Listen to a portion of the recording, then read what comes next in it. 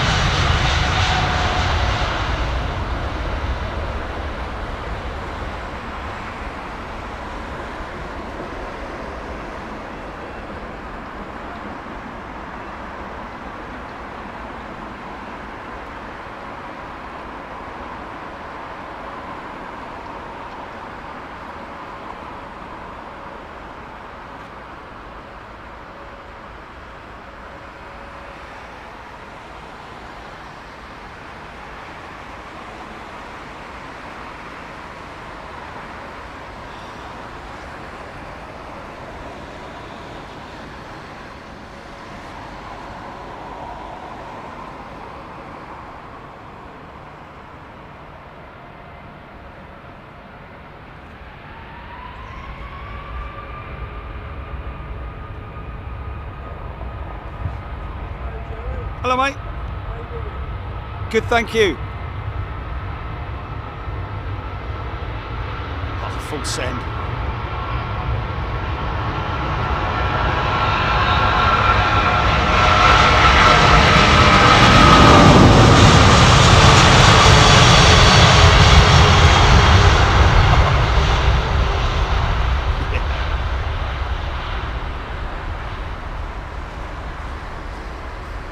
Copy, GP.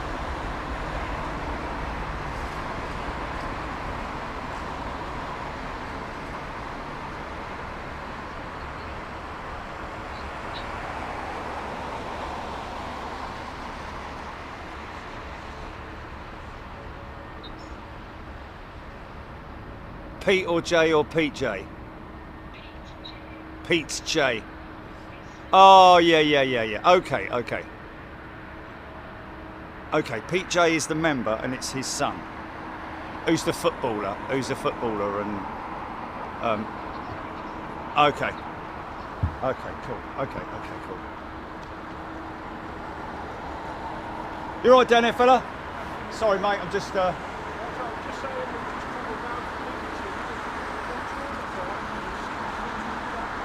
Oh, that's brilliant, mate. I appreciate it. Thank you. And, from the great part of the world as well, Lincolnshire. Take care, thank you so much. Cheers, have a good drive back. From Lincolnshire. See ya. Lovely part of the world. Probably, to be honest with you, if I was to relocate from whence I am, would be Lincolnshire, I'd imagine. I think so. Well, yeah, but I'm not talking about like, I don't know, everywhere has its good and bad points, doesn't it? But it's, yeah, that's why I'd like to go.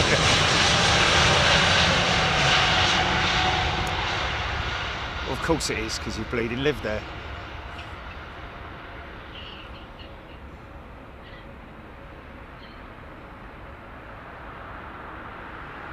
Hey folks, how you doing? Apologies for the delay. Well, I say delay. We didn't actually put out a time, did we? Did we put out a time? You said 2 o'clock, didn't you? Oh, okay. Okay, there we go. Did I just see Pinky? No. Yeah. Unfortunately, let down by a courier company today. The company that supplied me with the stuff that I needed, the metal store. Great bunch of guys, but the delivery company, the courier company, absolutely. Anyway, whatever.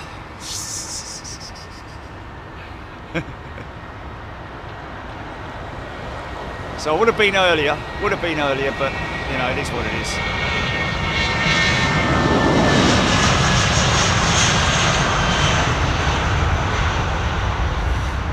Nice early rotate.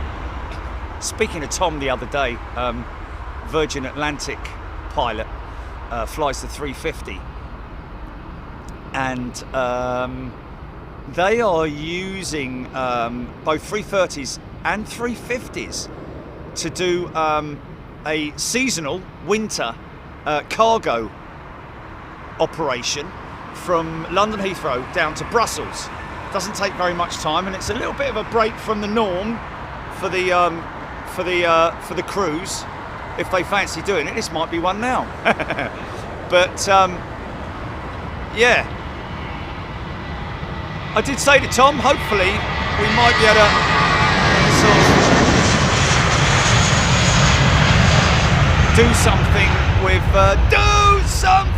Monthly. We might be able to do something with their cargo operation. Well, good luck with that. But got a couple of phone calls to make later on this afternoon.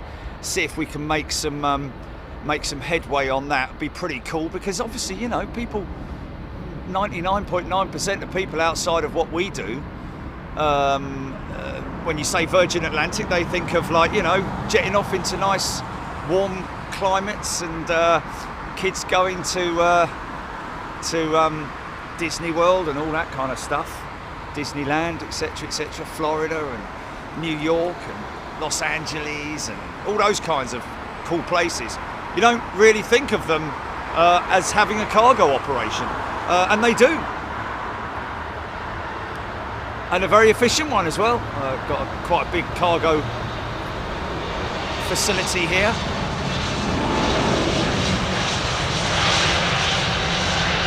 I think it's quite recent that they actually acquired that facility over the south side of the airfield. I'm sure it wasn't there pre-COVID.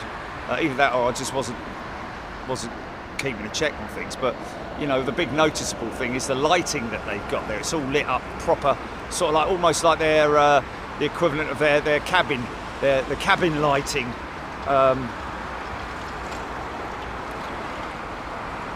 So how you doing? You all right? What's going on?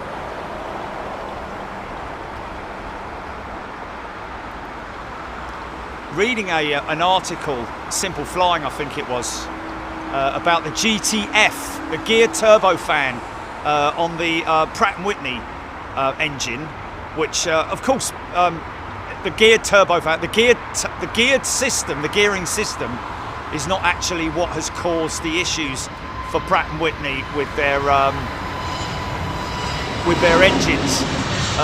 That part of it is highly efficient, and interestingly enough, I know that Spirit Airlines have obviously had their issues with the new Pratt & Whitney engine, but it was interesting because within a year they had told Pratt & Whitney that their fuel savings were huge compared to the old engines like the CFM 56 and the IAE engine. These things really do. Oh, this is nice. Pratt & Whitney powered 777-200. This should make a racket. Oh.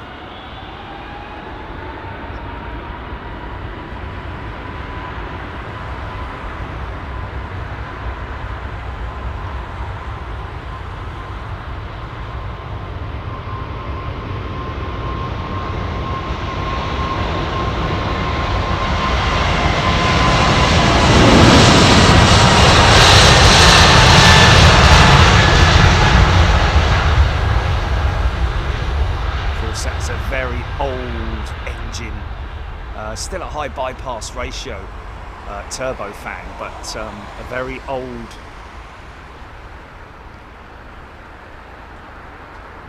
design.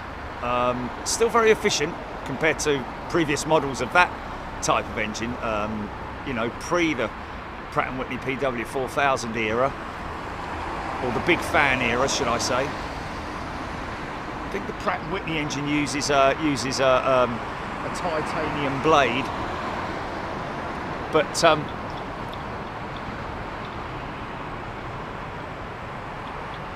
somebody just saying, Nath, good day to you, Helen Cook. Yeah, no, I disagree with courier companies having. Yes, I agree, but when you call a courier company, yeah, he's just around the corner, he'll be there in 20 minutes, you know, and then an hour later you're still sitting there and you ring them up and say, where is he going? Oh, he's an hour away. That's when the customer service just literally falls through the floor, and that's where you lose faith. So yeah, if they were honest with me, I would be fair and I'd be understandable. Nick Gray, Emirates EK2 on the way out. Yeah, we've got him, Nick, thank you. Lee Hale, Tina Benfield, Megan Leanne Photography, good afternoon to you. Digital David, Tracy Avgeek, Trev Lyon, Sound and Vision, 5 out of 5. Thank you, Trev. Always like that. Always good to get that update. One Arm Bandit Adventures, Mystic 1965. Absolutely no idea why BA2237 returned to Gatwick last night.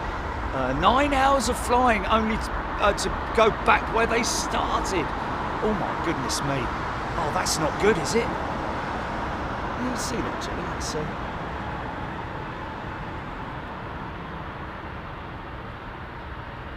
BA2237 out of Gatwick. Turned back after being... Did I? BA2237, Gatwick to wherever, turned round and went back after being in the air for 9+ hours. Yeah, that's not good. Craig Russell, Roberto Abreu, good morning to you, good afternoon, good evening, wherever you are in the world. Tom Kennedy, Lincolnshire all the way. Reese Jones. Oh, is that Reese from DFW? Maybe. Tepere, good day to you. James May. I moved from Sydney to Australia to Arkansas. Nearly said it again. Moved from Sydney to Arkansas in the US 24 years ago. Wow. Lowy family, good day to you. My YouTube layout has changed. Don't like it. Okay, well, I don't know. Has it? I'm not seeing anything specific. Yeah, this is clicking my neck. It's being up so high. Jason Clayton, Aidan Campbell, Morgan, good day. Luby Lou.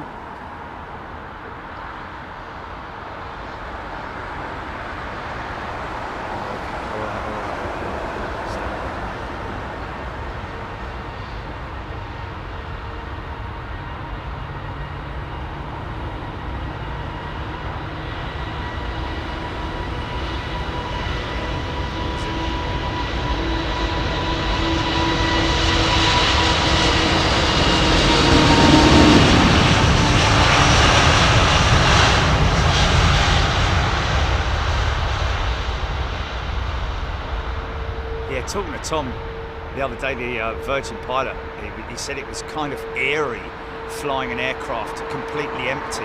He brought the 350 down from Manchester that we filmed the other day,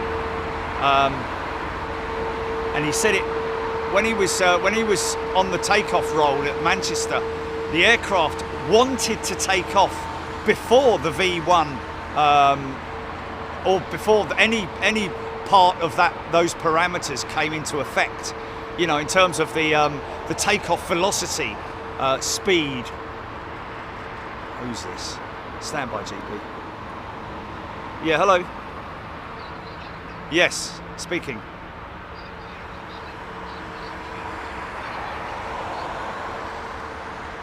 Yeah, have they not given you delivery instructions, mate?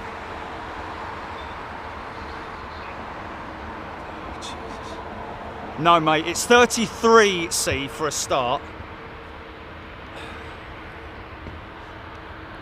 Oh, man. Yeah, you have delivered before, mate. As you turn on the right-hand side, there's a shed there. If you can leave it under cover of the shed. All right, yeah, yeah. All right, mate. Thanks a lot. Give me a call if there's a problem. Cheers. All right, mate. Nice one. Thanks a lot. Cheers. Bye.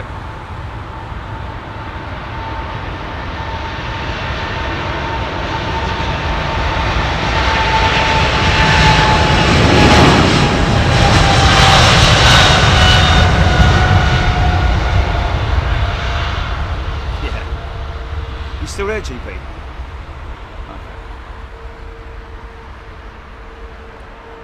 Same bloke that delivered to me before, isn't it? No, he's there now, isn't he? He's just, and then he was like, "Hold on a minute, I recognise this. I know where I am." Yeah, so just a shame, isn't it, man? Yeah, but you know, it's still whatever. It is what it is. Wow, really? 2237 returned to Gatwick due to volcanic activity in Costa Rica. Wow. So the better thing for them to do is return to base rather than go to a look at this old bully coming out, mate. Paul, good afternoon to you. Nick Gray, Digital, and David. There's a 220 with GTF engine on the Swiss, yes.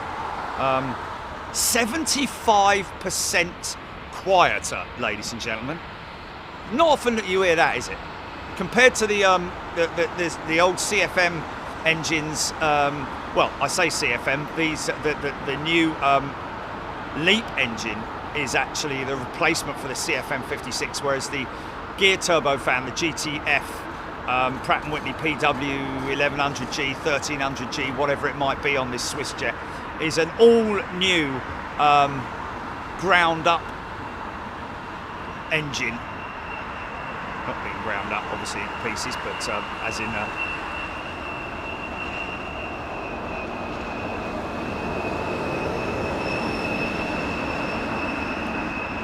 Yes, indeed. Craig Russell mentioning about the Iberia finally taking delivery of their new XLR 321. Doesn't look any different, has to be said. There's no visual difference of the aircraft.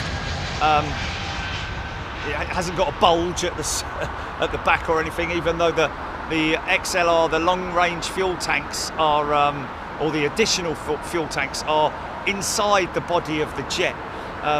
Interesting how they would have integrated those tanks, because obviously, you know, you're quite limited to space inside the belly of an aircraft. So it would have definitely reduced the dimensions of the belly of the 321 XLR, and also you need to bear in mind that they use containers, you know, inside these Airbus jets, and so I'm guessing that the containers may have had to have been revised. I don't know.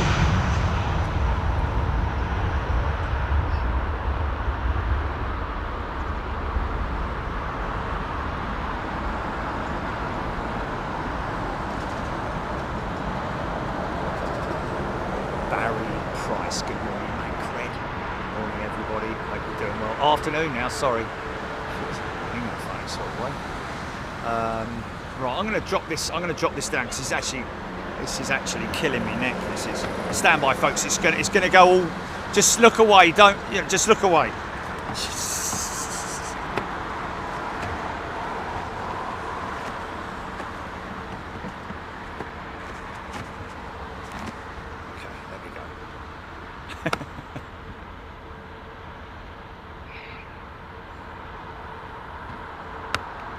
Okay, there we go. Beverly George, Roxy Simmons. Electric Mike, we're gonna rock down to Electric Avenue.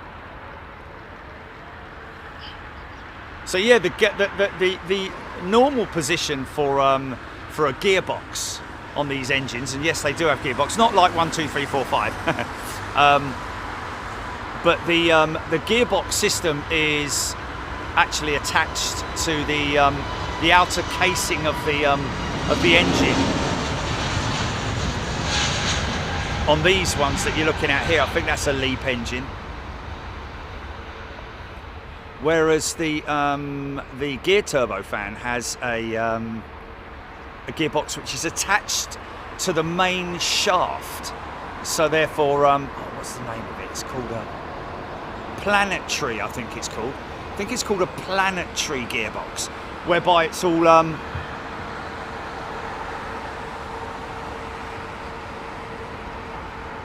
integrated to the shaft itself, and it's huge savings that it can offer the and also what is really interesting for those engineering folks out there,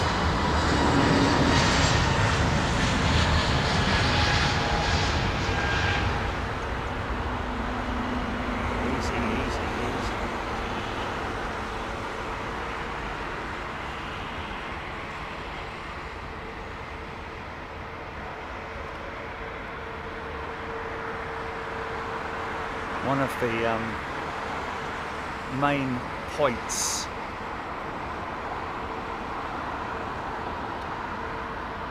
let's just have a little look here. This is TAP's 320neo. I don't know if it's a 321 or 320. It's kind of 321-ish based on the length of it.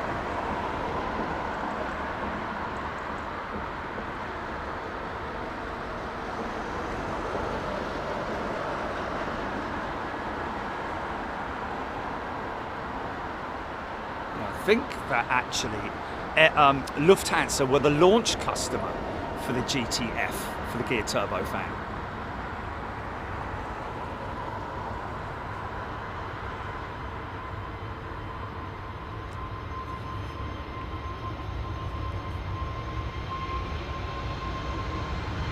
$321.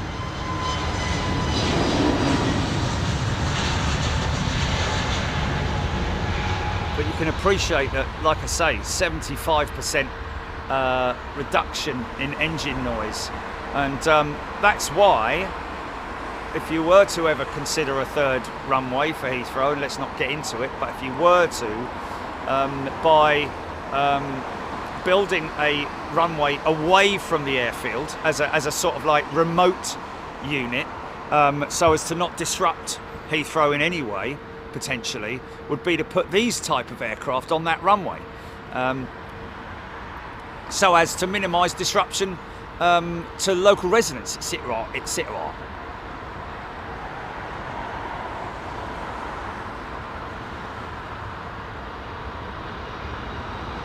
See how quiet it is, man.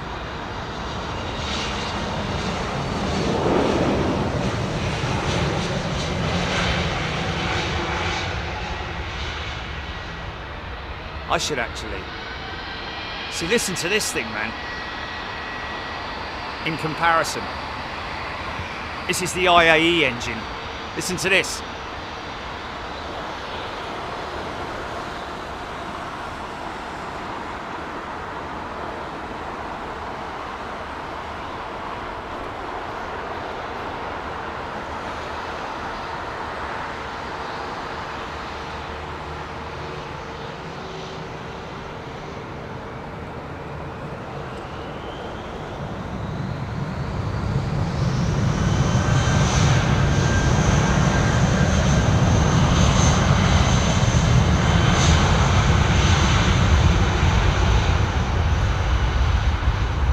I mean, don't get me wrong, I must admit I do prefer an engine that makes a bit of noise. The good thing is that the big engines, because they are ingesting so much air and they're just obviously a bigger unit, they still remain nice and loud, like the Trent XWB, etc., etc. Not quite sure what the sound is going to be like on the Ultrafan. Nice and loud, hopefully. So listen to this in comparison then, for the spool up compared to the Pratt & Whitney or the LEAP engine.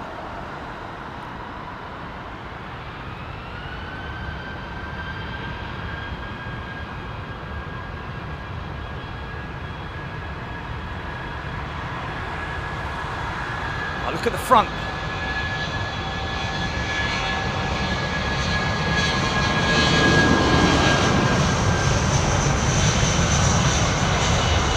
see where all the paint's peeled off.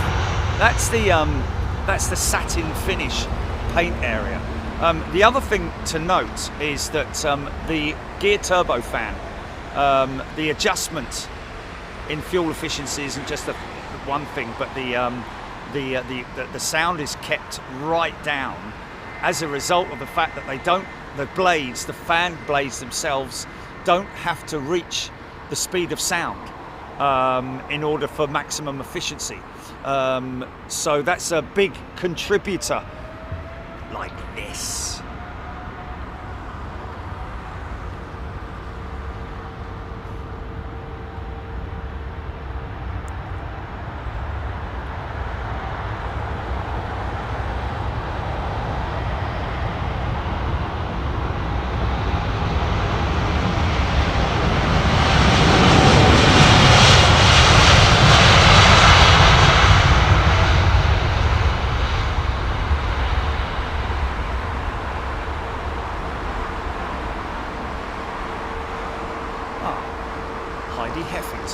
Thank you, Heidi. She has gifted 5 channel memberships. How very kind of you. Thank you, Heidi. Melody R. Jimmy G. Boom. Great sound. Oh, triple. Here comes the big lad. Fire it up!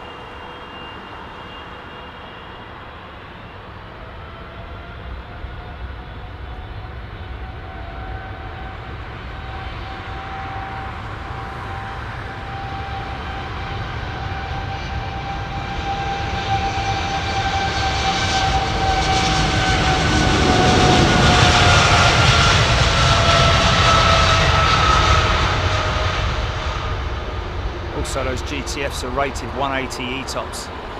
That basically means that the aircraft is capable of flying for 3 hours on one engine, which is pretty impressive, is it not? Nick Gray, 777 Bruiser. Good morning to you, everybody.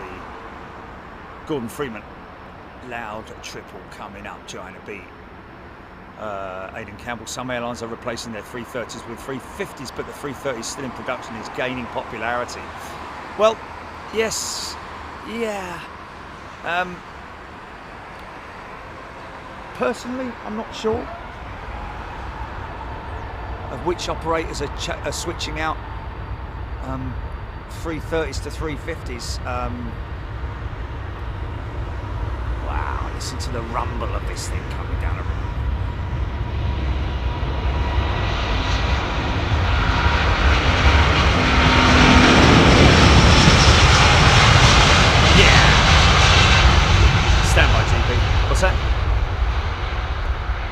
What's that? Oh, mate, look at the turn on that Egypt Air triple, man. Just let me quickly grab it. Stand by.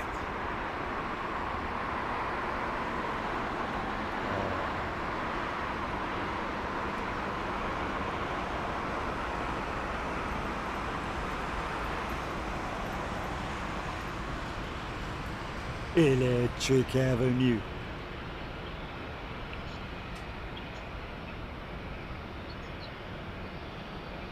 Wow, that is very low. 1,600 feet, mate.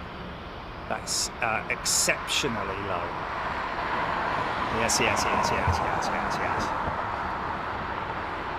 So yeah, getting onto that sort of like companies, airlines, should I say, replacing their 330s, obviously their CEOs. I'm guessing you're saying there.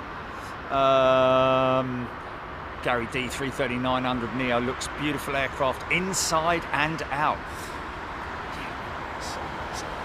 It's no real difference in terms of the cabin layout than the 330 CEO.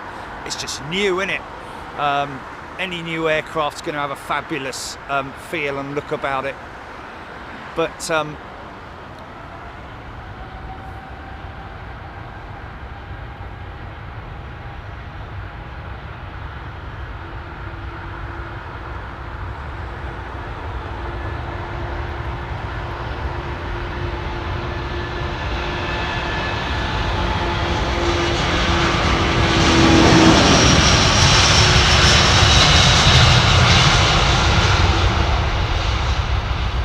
sure when you compare the 330neo to the A350 in terms of range capabilities, can't be a lot of difference between the two, to be honest with you. It's just the A350 is a more expensive aeroplane because it's got a carbon fuselage. Obviously, it's just a far more expensive option. I would imagine that most companies with CEO 330s would be replacing them with Neos. I don't know about replacing them with 350s, although some may be doing that. But it's a big expense, isn't it? You know, comparing the two.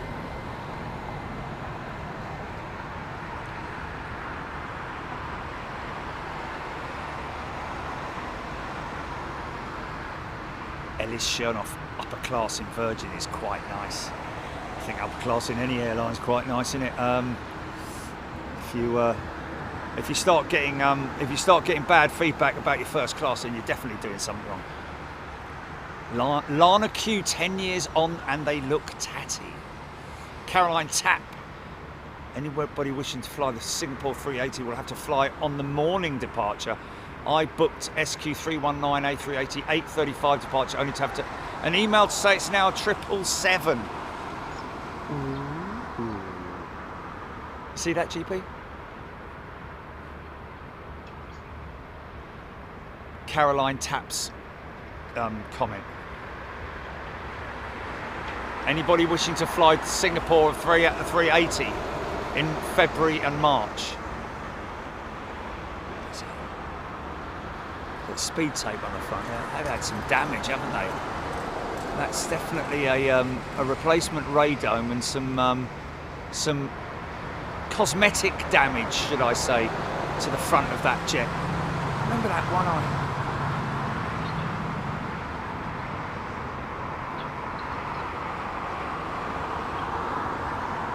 It's going off in the Virgin hangar.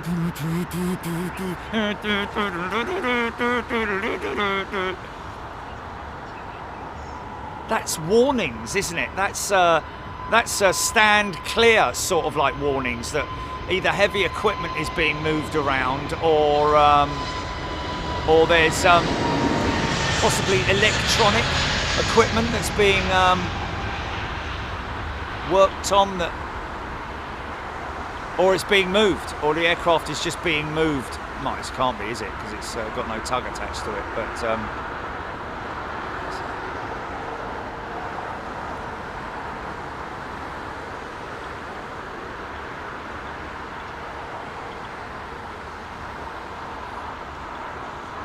oh, Aaron Thomas, the new 321neo is on flight radar 24 from Hamburg to Madrid.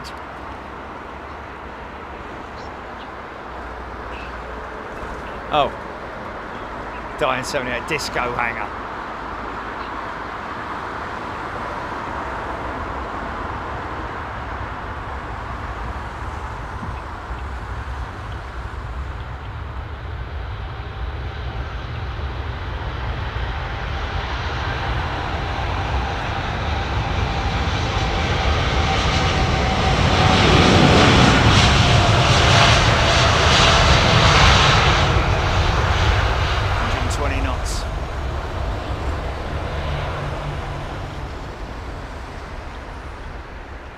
V1, rotate. Long run for the Dreamliner, man. Look at that, full runway. Wow. Yesterday when I went to the, myself and Jilly were very fortunate to go to the Speedbird Centre down at BA's headquarters for a talk with Captain Jock Lowe, ex-Concorde captain and also manager of the lovely 767-400. But there was a fella down there I met who was a lovely fella, and I was very humbled by what he said.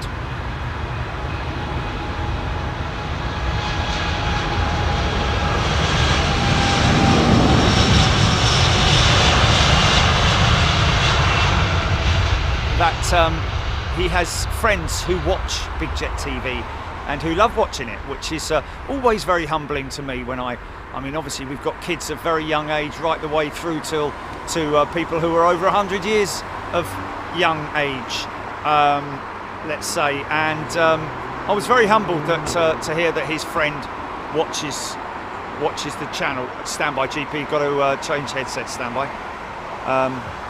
Oh, big trip.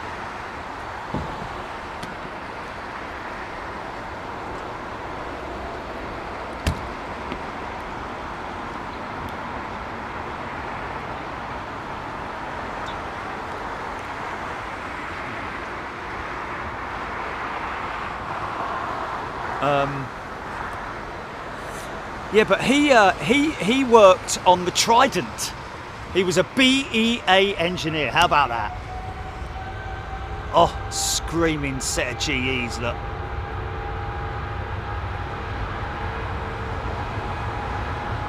Shiny engine cow, leading edge. Oh!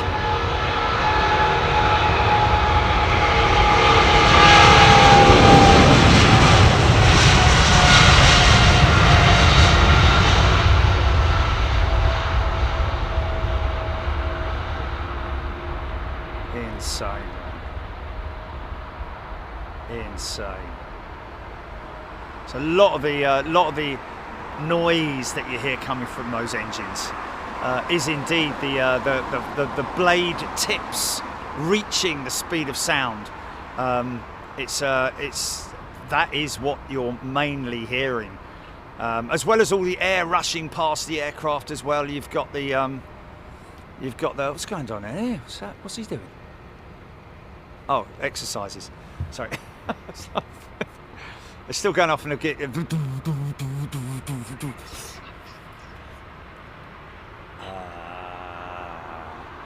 you know England? Oh yeah. But anyway, he worked on the Trident, and they used to call it the Grabber. Was it the Grabber? I think it was the Grabber. And the reason why they called it the Grabber was because it had so much. Because of the wing design and the configuration and all that kind of stuff, it stuck to the runway, literally.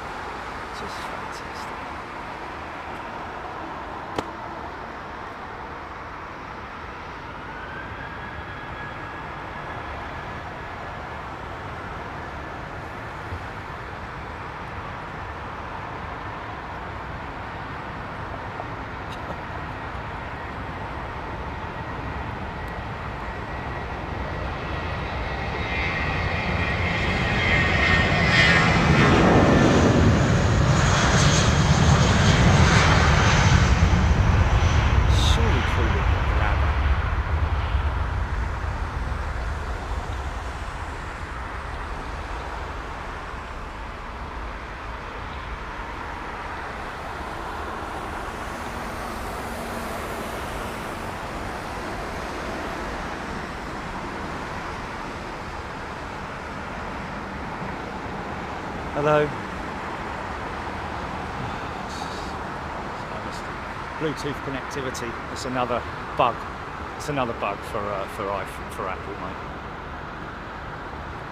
I'm going to have to empty out all my Bluetooth devices, I think. Peugeot, BMW, flipping.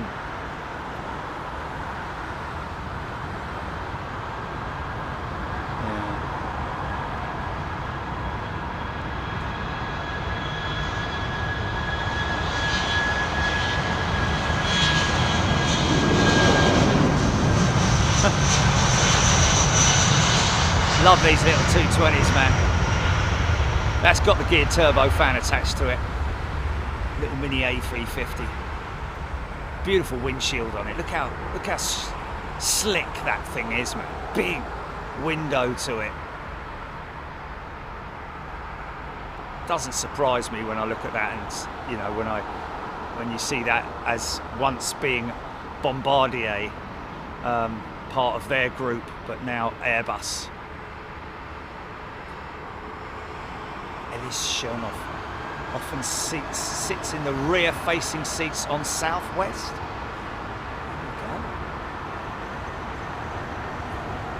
We have Matthew Thompson gifting a channel membership.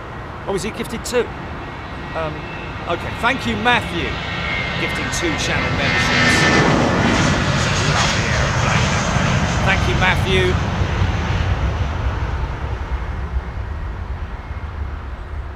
Screaming Emu, BA's 320 seem to have you on the tail. On the tail?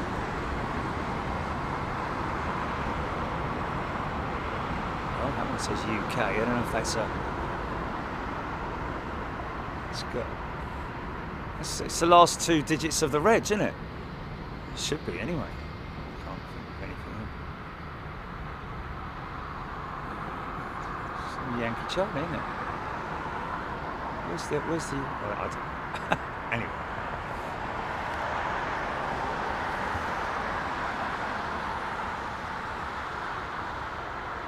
Barry Price, Swiss Wiki.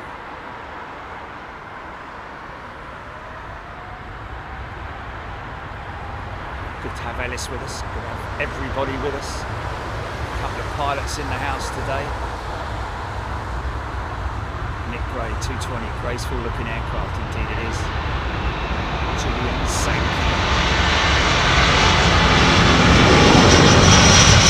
Yeah, over the cockpit windows, the registrations, the last 3 digits, I think, 3 letters of the registration are over the cockpit, over at the top of the cockpit. Gordon Freeman loving the 220s.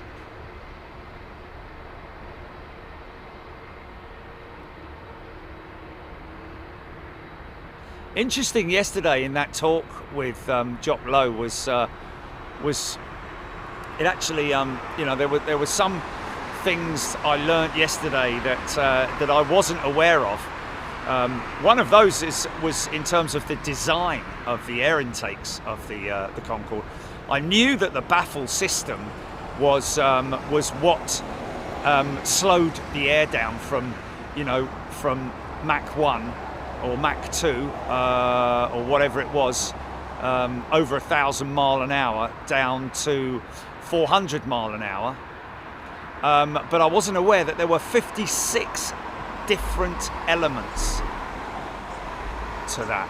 Might be getting a nice bit of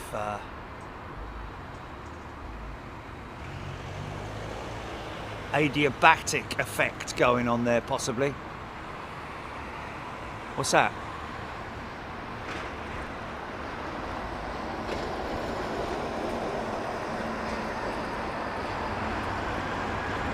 Oh, this one here, on its first flight. Oh, okay, it was, right, 2 years ago to Boston, wow.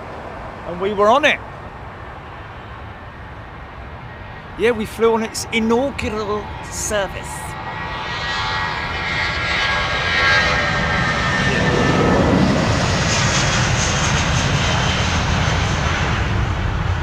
Yeah.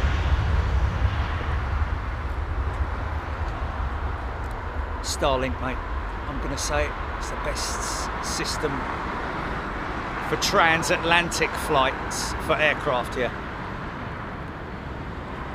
Tell me otherwise.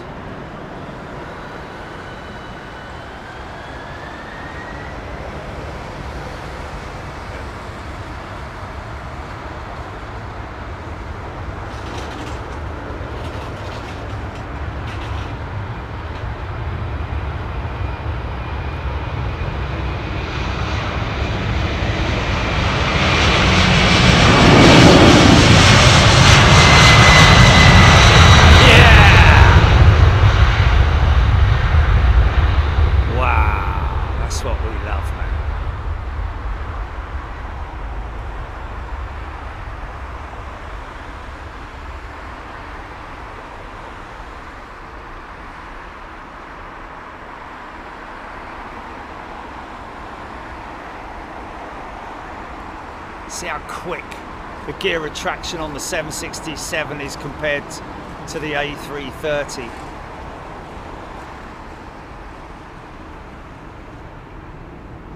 Dan, BA209, a 380 should be taxiing shortly. Well, I can confirm that by looking at the that one there. I think that's a 380 which is pushed. 787-10 by any chance?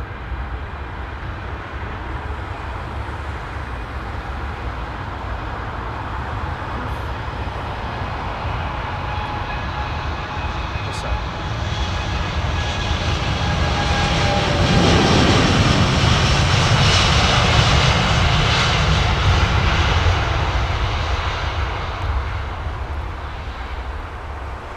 Ellis Chernoff.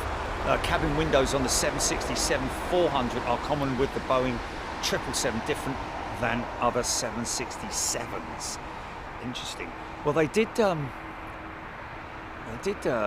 the 767-400 has some relations with the 777. Then certainly the raked wingtip.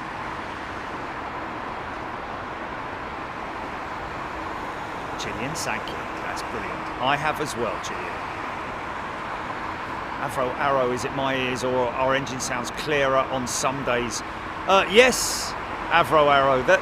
Yeah, because of the low cloud that we have. Obviously, the sound is, it's got less places to travel to, basically, and also location does depend on location as well. Of course, and wind direction, and today the wind is very, very calm. In fact, there is none. So much so that it is actually a north-easterly, isn't it? Or is it northeasterly, isn't it? Train spotter saying BA209 to Miami 380 on its way out. Indeed, she's moving now. That's going to be coming out. We've got another 20 minutes before the switchover, so we've got a decent amount of stuff to come out in the next 20 minutes.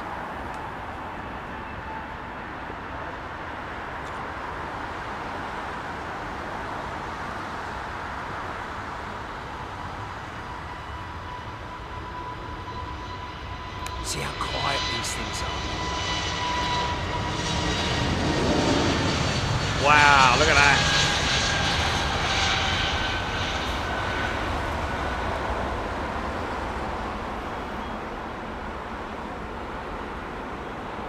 Yeah, it was crazy when old Tom, Virgin pilot, told me about the 350 when it was empty coming down from Manchester. No passengers, no crew, no cargo, no nothing, no baggage. Just a completely empty aircraft. I think they only used about 2 tons of fuel or something like that, 4 tons or something. Yeah, incredible that the aircraft was so light that it actually, it was difficult to keep it on the ground.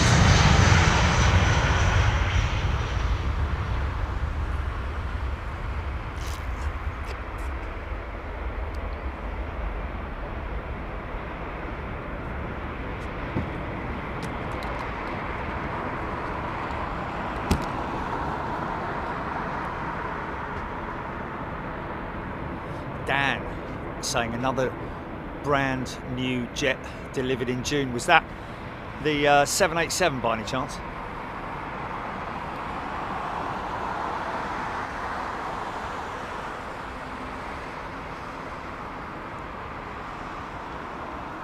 Screaming in with several wingtip devices.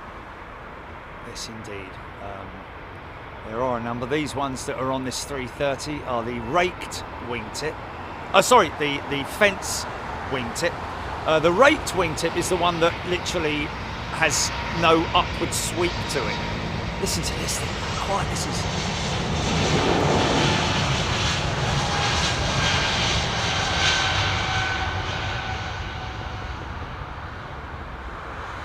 Blended wingtip, of course, on the 350, the new 330 Neo has a blended wingtip. The raked wingtip 767-400. So interestingly enough, the Dreamliner wingtip is a kind of like a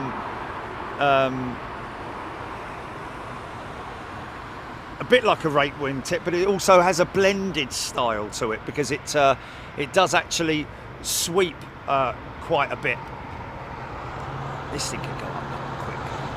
Watch it.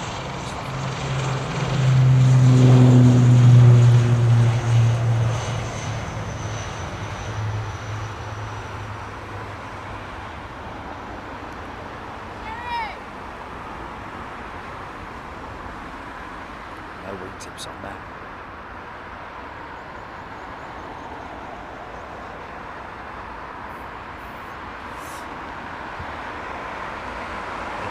That's the sharklet. That's a sharklet style wingtip that you see there. Much as the same as on the 320s, the Airbus, the narrow bodies, apart from the CEOs, which have both the sharklet and also the fence style wingtip, which is that type there, which is what you have on the 380 as well.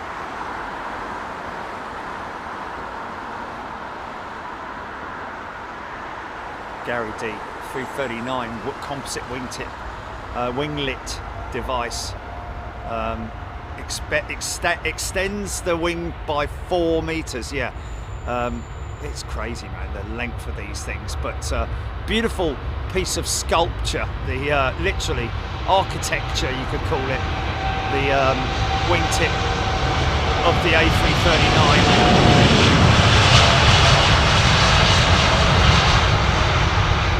I would call it a blended wingtip. You see what I'm talking about with the Dreamliner? It's kind of raked, but also blended because obviously it has a tilt to it, has an angular, a curve to it.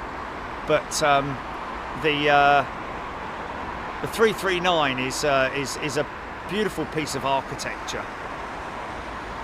I remember, like I say, seeing that in its raw form with no paint on it, pure carbon. We've got Qatar 380 coming out. Is he gonna go on this runway, or is he gonna go on the southern runway? I wonder.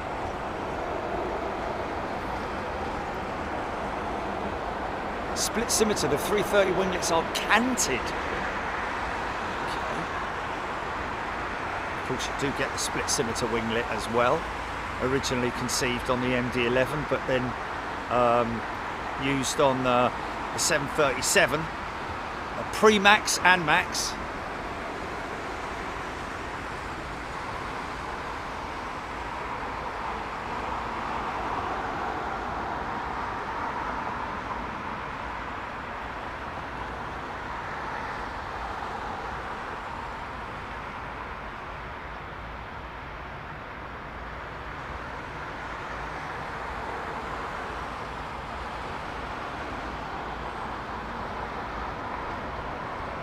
Yeah, he's coming over here.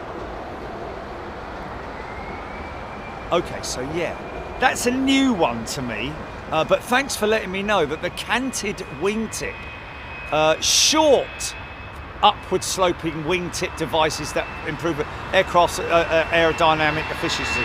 Well, these are certainly not short, are they?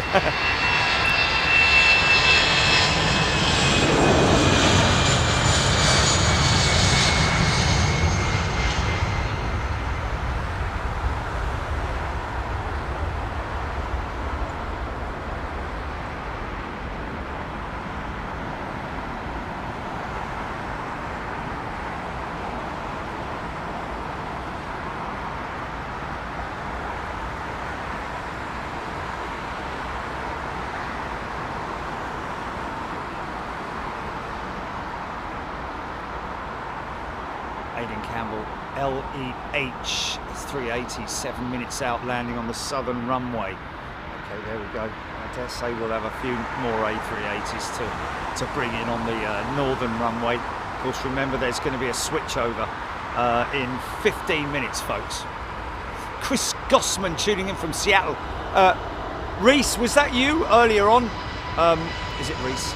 It is Reese, isn't it? The fella from whose mate was. Yeah. Okay.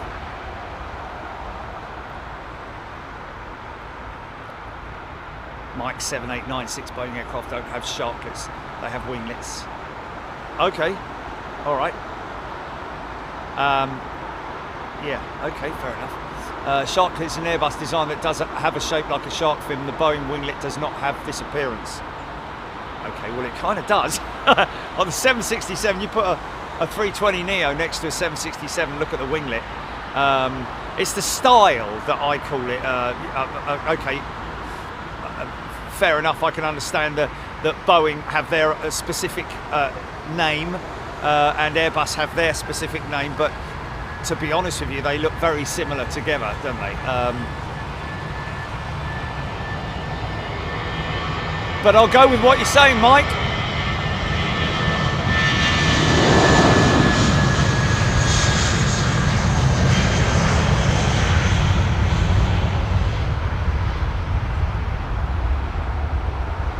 Boeing winglet does not have this appearance. Well, to be honest with you, and obviously in terms of scale, I can appreciate that that wing tip device, let's call it a winglet, for the sake of getting it right. But if you look at a Neo jet, you know, an A320, 321neo, they have very similar, but obviously Boeing call theirs winglets and Airbus call theirs sharklets. So that's good feedback, thank you. Okay, right, that's not nice.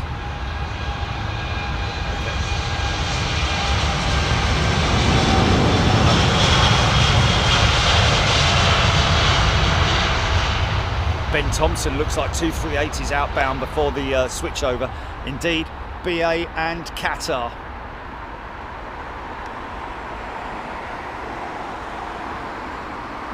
Of course, there are some 777s still out there that what I call clip wings, where they literally do not have any wingtips at all. Some of the aging 777-200s, all the 300s, of course, have the wing. The raked tip on them. I think this is possible. This is a Trent-powered 777-200. Wow, listen to this.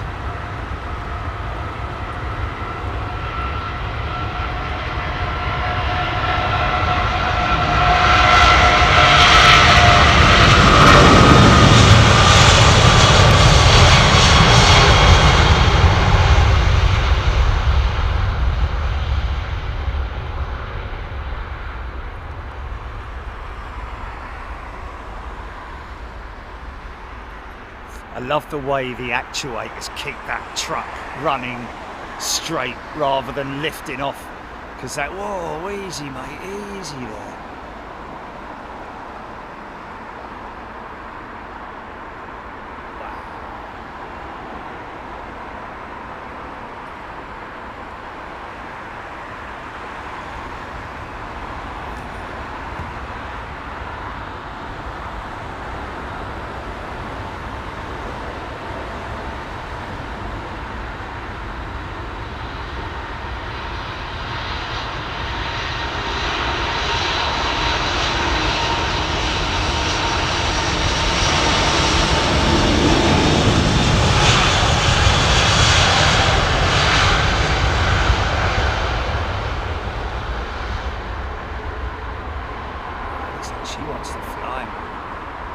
She wants to fly, that big bird.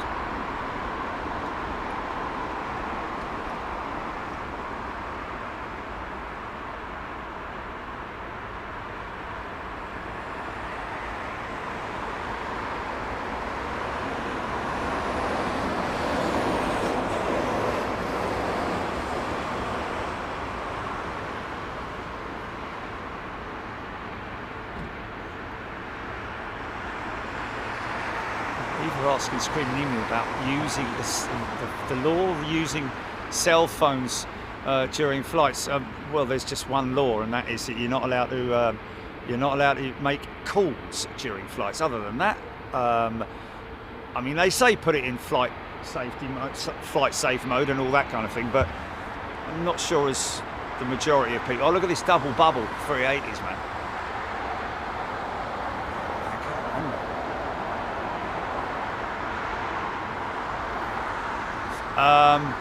Yeah, I mean, you do everything but make calls anywhere in the world.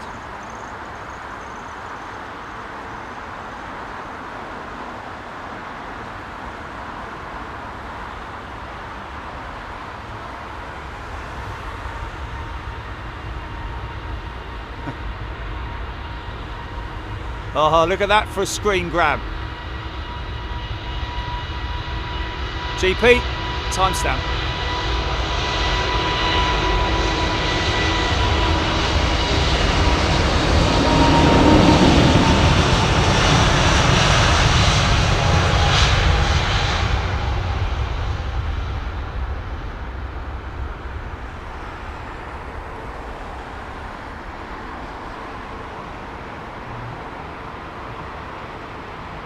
Yeah, you have to pay for Wi-Fi, Penny.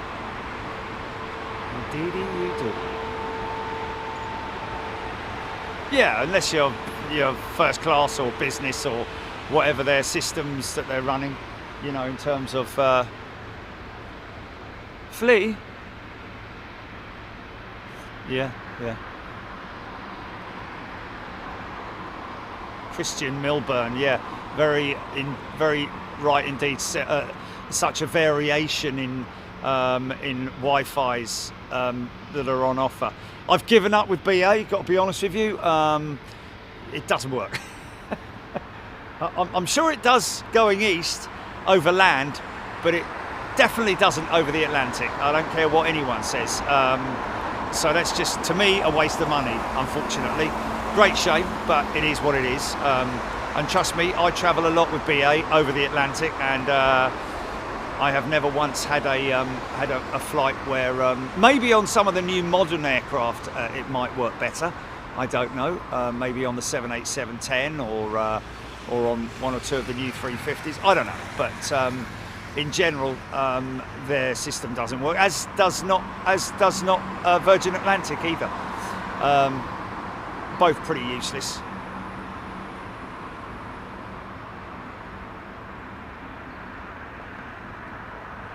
Bit of thermodynamics going on there. Look at that. Come on, get out of that lamppost.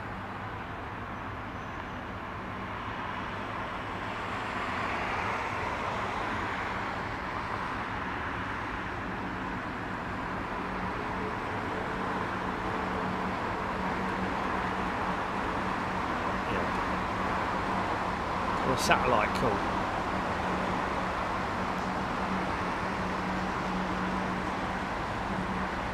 Ah!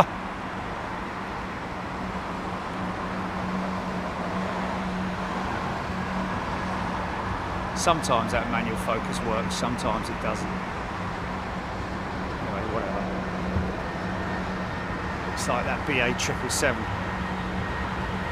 A little bit confused, and obviously I'd love somebody to sort of fill me in on it. But statement that I've seen down at BA's headquarters, where there's a big banner saying a better BA. Well, what's wrong with it now? I mean, obviously, you know, every airline strives to improve its customer relations and customer service and all that kind of thing. So it's an ongoing thing, isn't it? But why would you say, when you're a national flag carrier, a better BA? I thought it was all right at the moment. You know, why would you almost admit that it's not up to standard? And what is it that you're doing to improve it? I don't know. Build another website. That's what you need to do, man.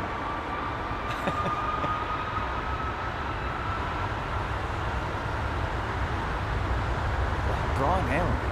I heard otherwise. I thought that BA380 had left Dallas Fort Worth.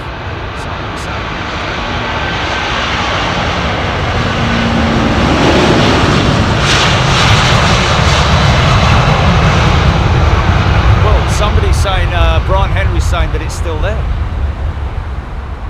And he's saying still here. Oh, yeah, I believe it's still here. So, Brian, thank you for the feedback, mate. Was it LEA or look how long it takes for the Airbus gear to retract? I think it was LEA I flew on. Princess Leia, isn't it? Super Ted, Wi-Fi on JetBlue to New York was fantastic. There we go. Probably is Starlink, I'd imagine. Oh, here we go. Last one, folks. Okay, get ready. We're just going to show you a little bit of a little video in a second.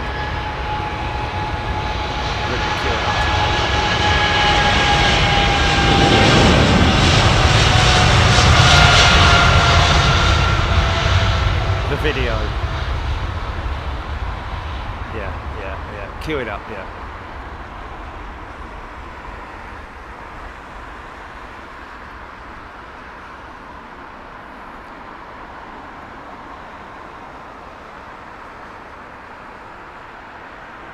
Bang on it, look, 259, it's going to click over.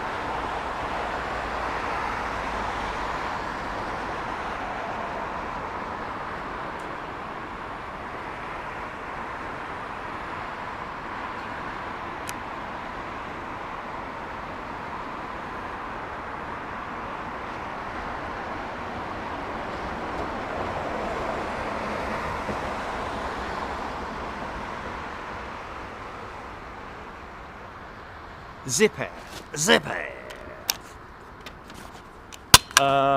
H dot. You're not going to sit next to anyone on a flight. You're not going to sit next to anyone on a flight who's talking using a mobile phone for a conversation in flight. It's not going to happen. That's it. Unless absolutely essential for somebody's health and safety. Look, H dot. You can't make a call whilst in flight, simple as that. As soon as those wheels are off the ground, I mean, it gets blocked. You just can't do it. You can't do it unless you've got some kind of really funky cell, crazy satellite phone or something like that. But anyway, Jeff Hammond, Flint Hills Model Railway. He's got a meeting with the accountants. Good luck with that. Trevor Russell, Barbara Siegel. Yes, the Dallas shows will be released after the show, folks. All premium members, you can watch the Dallas shows. And trust me, they are good, especially if you like your MD-11s, 767s, 757s, and A300s. Tons of them, literally right next to us, which was just absolutely fantastic. They're just doing a runway inspection at the moment, folks, before the first of the arrivals come in. So, end of November, folks, we are travelling with our first and super class members to Anchorage yet again. This is going to be for a sort of like pre-Black Friday session, so to speak. So we expect it to be a little busier than it normally is, because obviously, you know, it's the week before. I'm not sure if we've kind of maybe missed it, but one of the UPS pilots did say the other day it's going to be extremely busy there. So maybe for UPS, I don't know about all the other carriers, but we are expecting a lot of stuff going on there. Of course, it is now snowing. But hey, listen, here's a video that Johnny put together for us, which we're going to run up a couple of times before the show, just to give you an idea. Are you ready to run it, GP? Here it is. Run me, GP.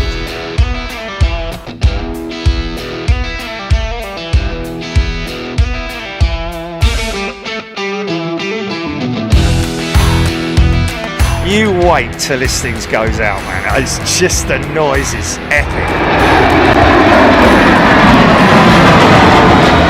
Wow, look at the vortex off these props, man.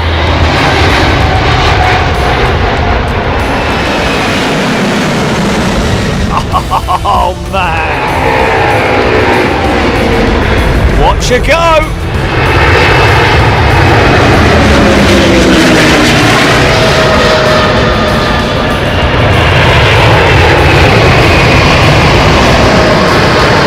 Oh my God!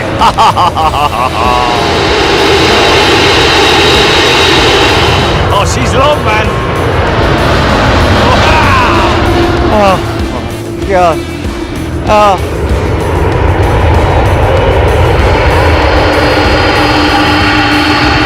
She's heavy, man. Look at this.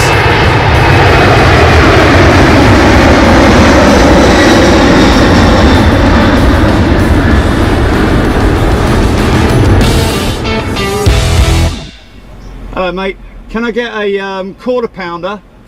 Yeah, with no cheese and no pickle. Just regular fries, please. Have you got like a latte or anything? Yes, we do. Yeah, I'll have a latte, please. Medium, hot one, yeah? Oh, and what flavor would you like it? Flavour? Coffee, please.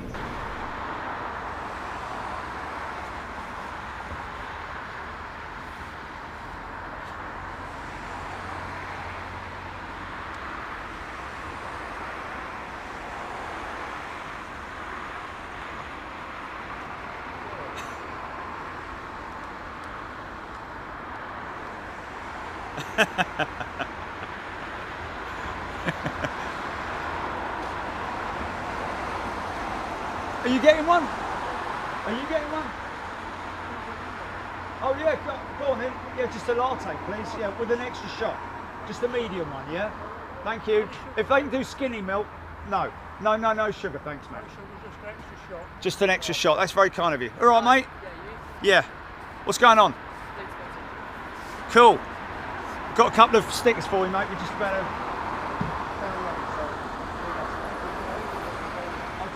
Stolen?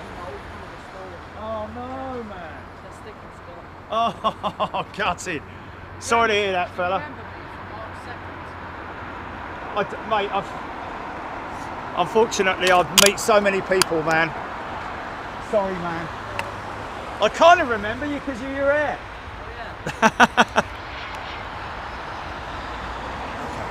Is that charging? Right. Wow, look at that. Yeah. Sorry, folks. Here we go. And now we're on to arrivals. Oh, what is that? Okay, there we go. Full. I got your full attention. Here we go. Cheers, man. Take care, yeah? Yeah, of course you can. Awesome. Thanks, mate. See ya. Oh, Tapare, Singapore 380, landing in 2 minutes. And there she is, man. Now, let's see what our Focus is going to do today. Not too bad. I'll tell you what I'm going to do though. Stand by, folks. This is. I'll wait till the. Actually, let's go for the one behind it, shall we? Because that will be a much more.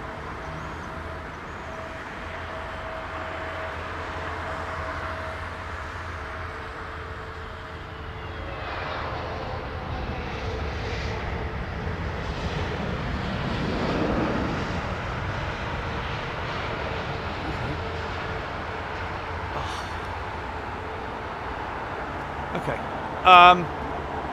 Yeah. No, that sounds good.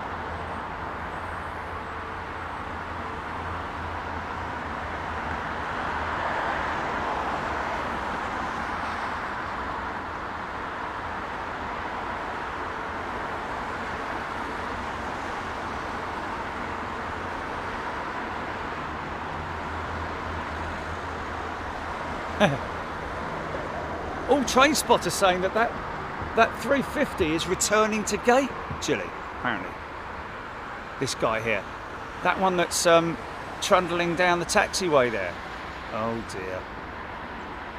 There's going to be a lot of very disgruntled passengers. Go on, son, get it down, get it down. That was long, wasn't it? They are landing into a slight tailwind, folks, I've got to say.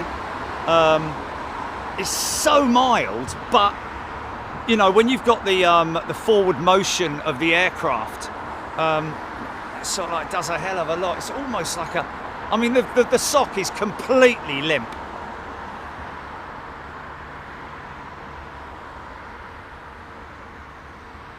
Oh.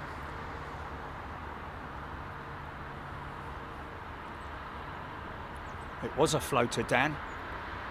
Nick Gray, too much speed.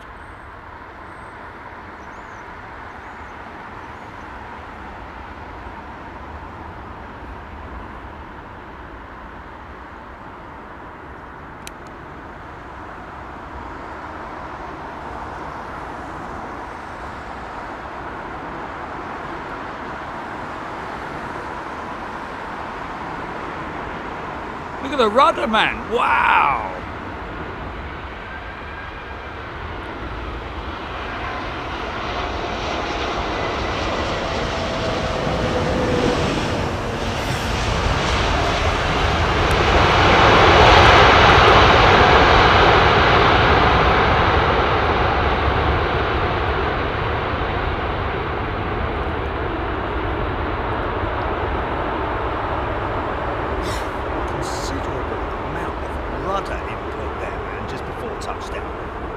It is a split rudder assembly.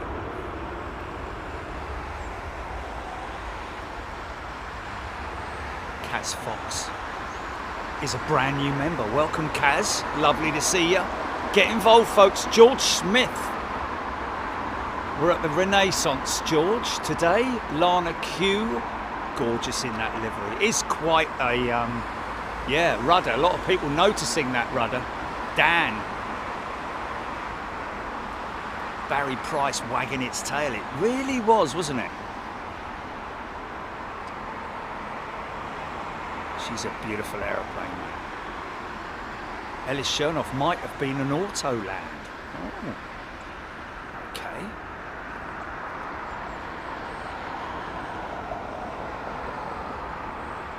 Screaming Emu noticing that as well. That was a very, in fact, to be honest with you, more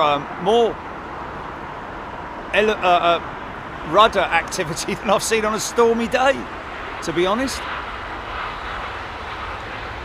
Yeah, put that one down.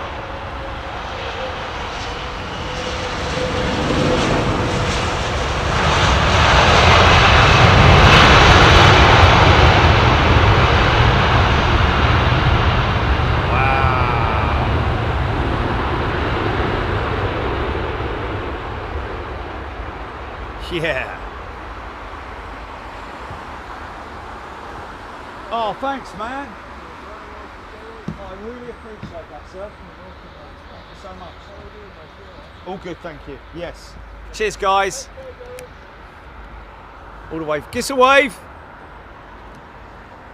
All the way from Lincolnshire, ladies and gentlemen. The reason why I like Lincolnshire so much is because it was Bomber County, isn't it? My background with that.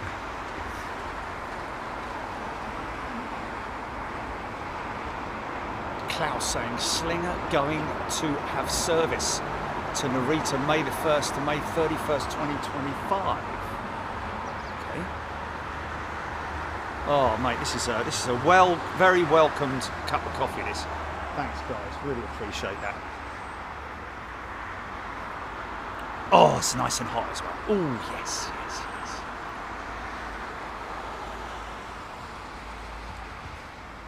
You there, Jilly? Oh, no. Okay.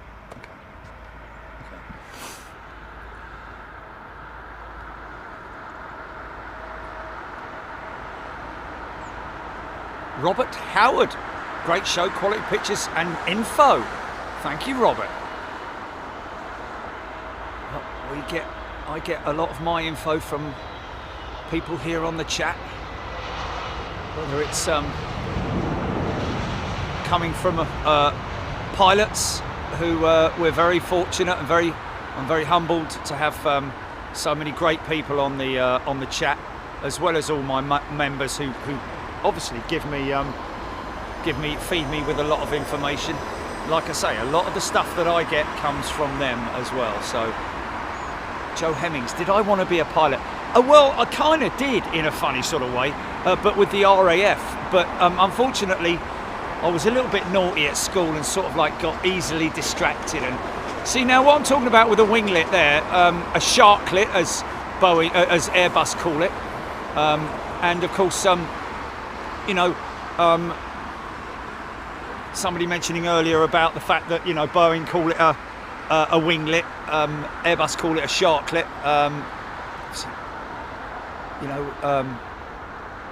but they are more or less the same thing. They are very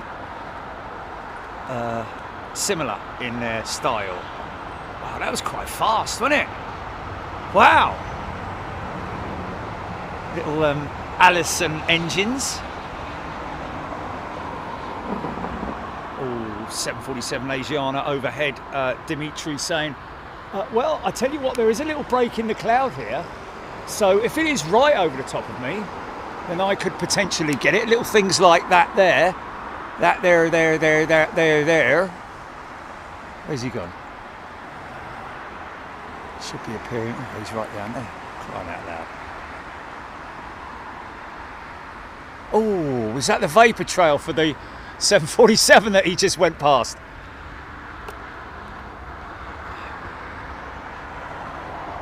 Look at the sock, folks. Oh, you can't see it because it's obscured by a lamppost. Surprise, surprise! Is it over the top of me right now, GP, or... Wow, look at that cirrus up there, man. See how long these landings are. We'll have some of that. Right opposite as well, I like that. Get to see the gear.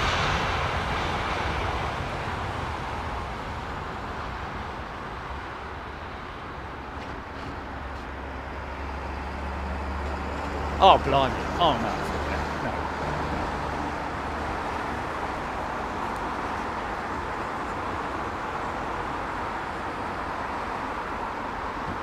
No. Aidan Campbell, Jerry got distracted from talking about being distracted. Yeah, it's one of those sort of like mirror moments, isn't it, where it just continues on and on and on.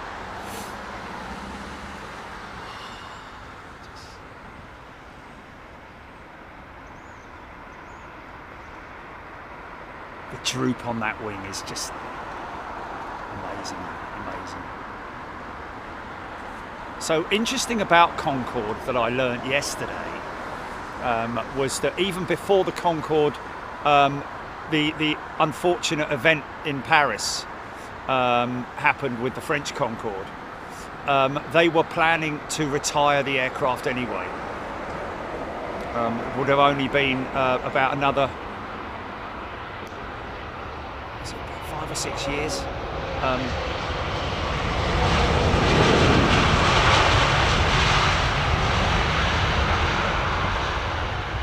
I love it when they load up that front wheel, but the front wheels, front undercarriage, the fact that the aircraft expanded and contracted by around about 5 inches on every cycle, you can imagine the stresses that the airframe went through. Much like what the SL-71 Blackbird went through, to a much bigger degree, it has to be said. So much so that they had to lay catch trays underneath the SR-71 Blackbird when it was on the ground, because the fuel tanks expanded and contracted so much. Well, not so much the fuel tanks, but the wings. But anyway, yes, of course, the Concorde, what was eventually going to be its demise was the cost of the aircraft. And that's kind of where they went to with the Boeing 747 with British Airways. But it is funny that initially British Airways were not happy with having Concorde on their books, because they believed that it would be a loss for them. And indeed it was a loss for the first year before Jock Lowe and the other fella,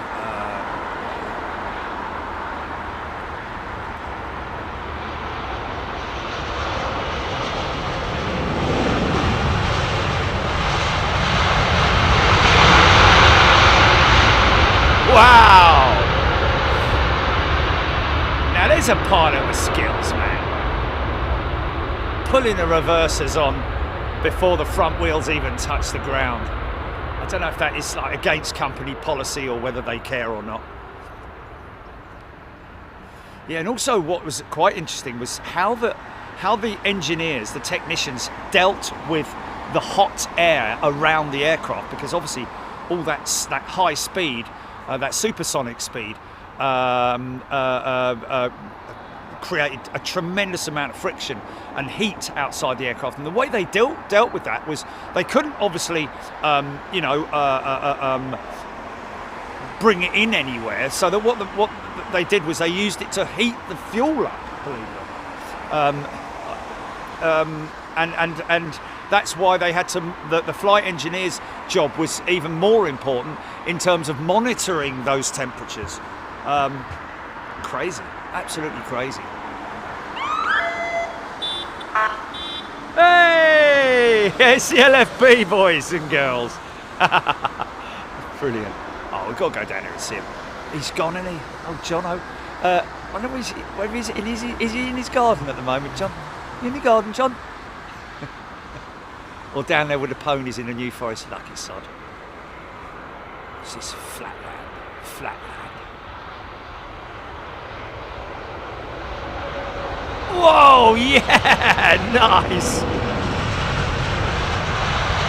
How smooth was that, man?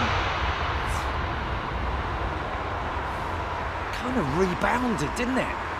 Sort of like what you don't want is a rebound. You don't want the thing to come back on you, do you? Oh, Canada, go. Okay. What was it? Yes, it was interesting that the gentleman who we talked about the other day on that 707, who was the captain of that 707,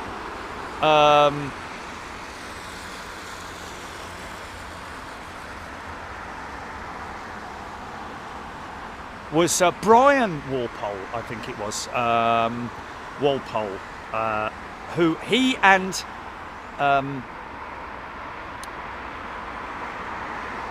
Jock Lowe took over the whole Concorde program and ended up turning it from a loss in the first year of around about 16 million into a 50 million pound a year profit. At which point B8 fell in love with it and started using people like all the stars. Remember Joan Collins? And a few others, I think. Of course, he remembers many times flying the Queen and other dignitaries. One time the Queen was on the flight deck, or was it? No, the Queen Mother was on the flight deck, believe it or not. And they asked her, it might get a little bit rough on the way down, and she said, do you mind if I stay here? How about that?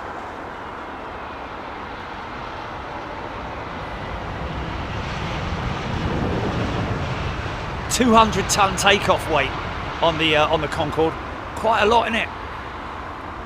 The charters that they did created 10% of all profits for Concorde, which is quite impressive, it has to be said. Specialist charters that they did a round the world charter, or did round the world charters. Only had 7 aircraft on station. Start up.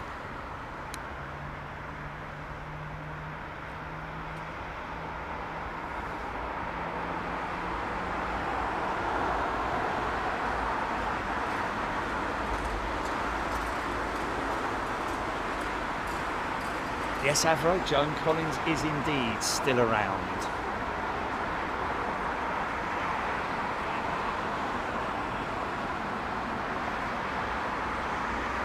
Screaming in all those A320 series jets need dental correction. What's that?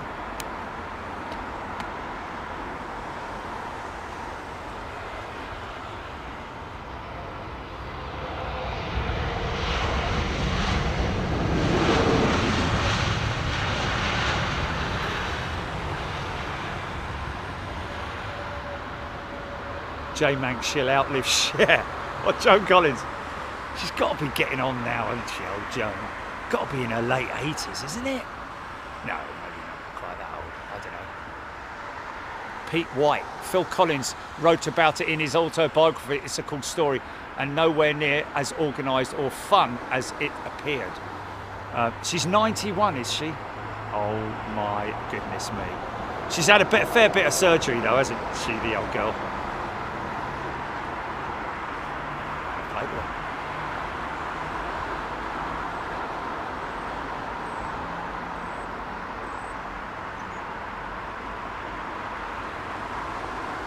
Oh, Gina Graham.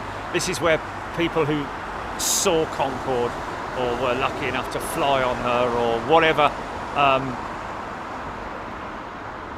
they were lucky to see here or be part of.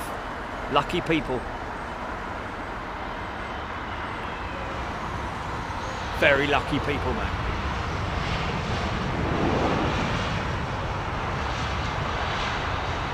Well, I said she's got to be in her 90s, didn't I? Oh, well, there we go, early 90s.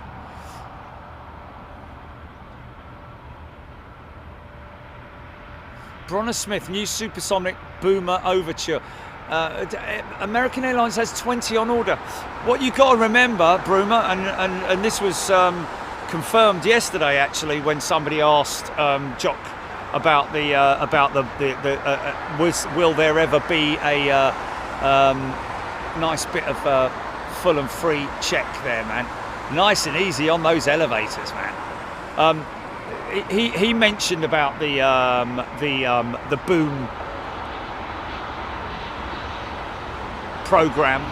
Display check.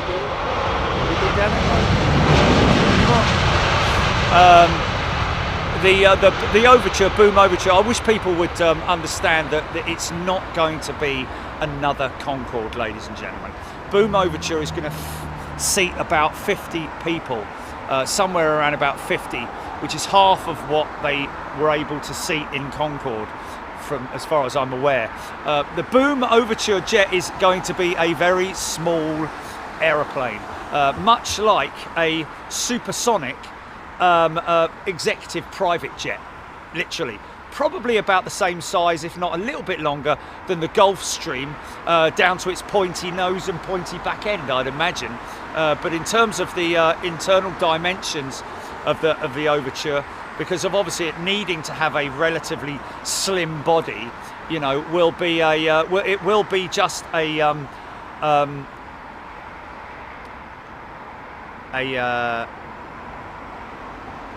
private jet on steroids. Dimitri remembering the Concorde on its last touchdown at Filton, watching when I was at Filton College. Wow, amazing sound. And she's still there, isn't she? She's still there.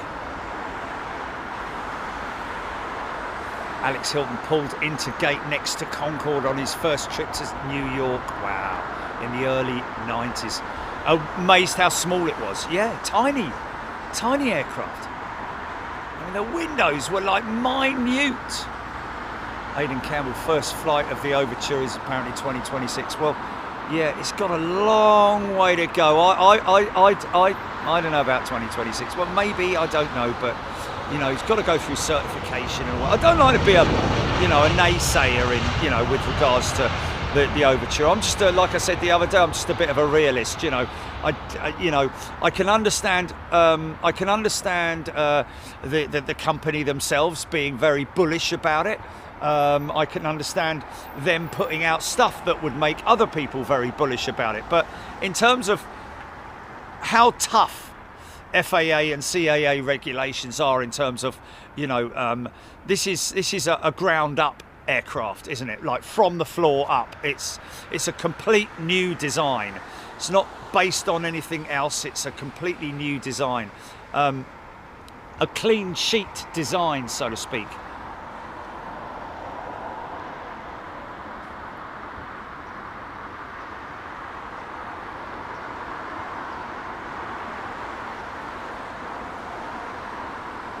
Wayne Walters travels to Filton to see the old girl.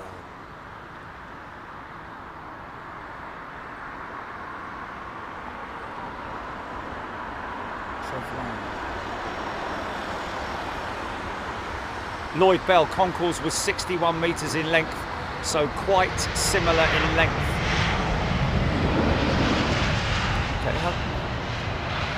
Okay, a metre longer or a metre shorter?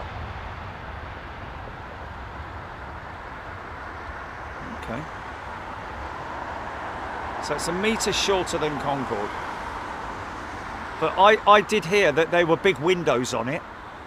I did see images of it, and those windows were quite large. How they'll be able to do that in supersonic conditions, I don't know. Maybe they've got a system that works for them. But certainly there were not the same amount of windows down the side as there were. Maybe it was just an artist's impression, you know.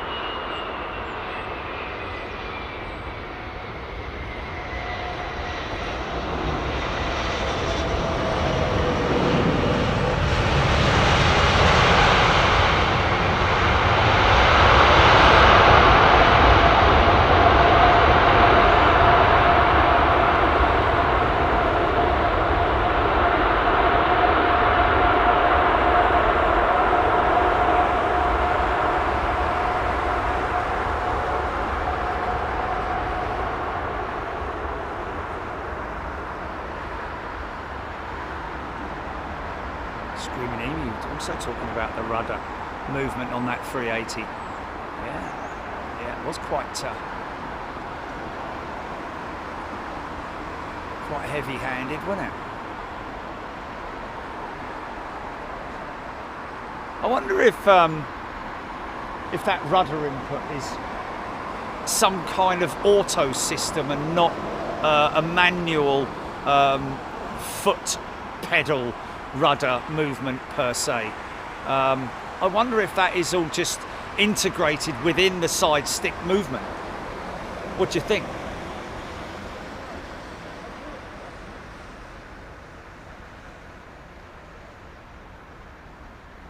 Kerno Dreamer didn't think an A380 could tiptoe. Yes, brilliant, man. We like that close shot, folks. Oh, there we go. Screaming Emu saying the A380 must automatically input rudder. It doesn't make sense for a pilot to do that. Yeah, I always thought that that's just a big no-no. I mean, I have noticed that quite a lot on the A380s in stormy conditions, crosswind conditions or whatever it might be. But yeah, definitely the lower element of the rudder being used there. But I think it's computer aided.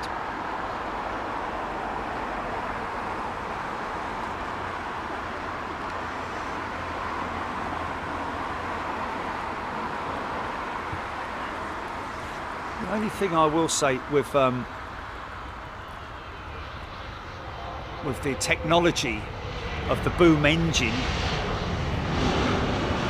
regardless of how well you develop that engine, it's still going to be a I would have said almost a zero bypass system, isn't it? I mean, maybe they could use some bypass, I don't know, but because it's so packed in there and because it is a high velocity engine, literally you're talking about something that they're trying to make travel at 21 miles a minute or something like that. These guys are heroes, man, these guys here. Cycle around the airport. If you're ever in need of emergency assistance, they're always there. Joanne Tavern. Ellis Chernoff, those quick rudder deflections could be action of Autoland. There we go. You all right, mate? What's that? Yeah, hold on.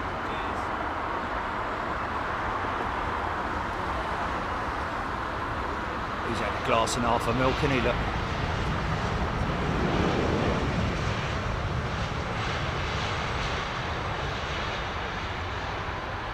Shadow Gallery, tuning in from Phoenix, Arizona. All right, mate, got him.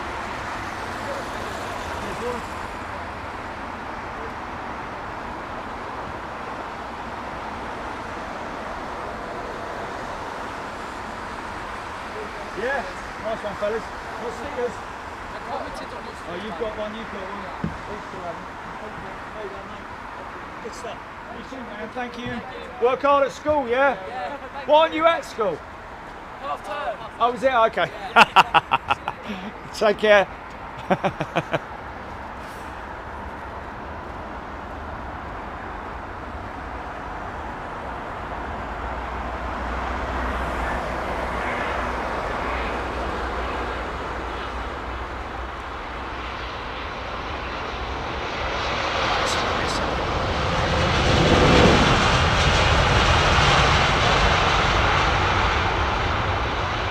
I love the slight delay as once the aircraft, the wheels actually touch the floor, and then all of a sudden the weight is transferred all the way from a flying machine. All that weight is transferred down onto the oleos, and then you see the sag on the undercarriage. It's just brilliant, man. I love that. Chest of drawers. What airline is that? 787 in red with the American reg. Avianca.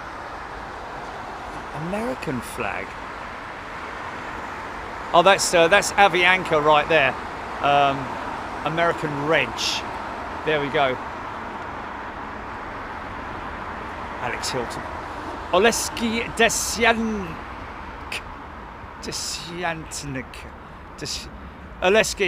Alexei, sorry. Alexei. Everyone's things have gone off now, haven't they?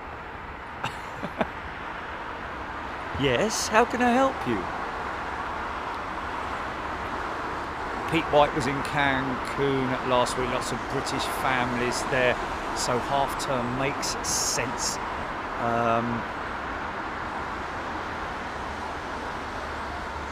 Yes, I did get it wrong. Apologies to anybody who wanted that Heckler liveried 757. I did get it wrong. It was one of the regulars. Yeah, it wasn't that livery. Wow, look how faded that Kenya jet is, man. It's probably the one I've seen. By the way, folks, before Anchorage, we've obviously got a show for all our members, thinking about Zurich. But somebody's just come on a little while ago saying that apparently there's a forum, there's a government forum meetup in Zurich, and as a result of that there might be, I wouldn't imagine there'd be like, be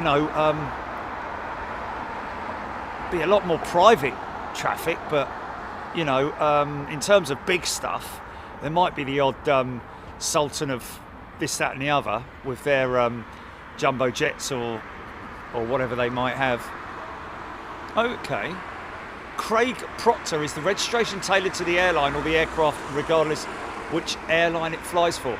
Yeah, there's obviously there are benefits for offshore, so to speak, registering aircraft. Like for instance, you'll see a lot of the EasyJet aircraft are registered now. Let me get this right. Is it Ireland or is it? Yeah, it is Ireland, isn't it? They're Irish registered. For economic forum, there we go. For tax reasons, thank you.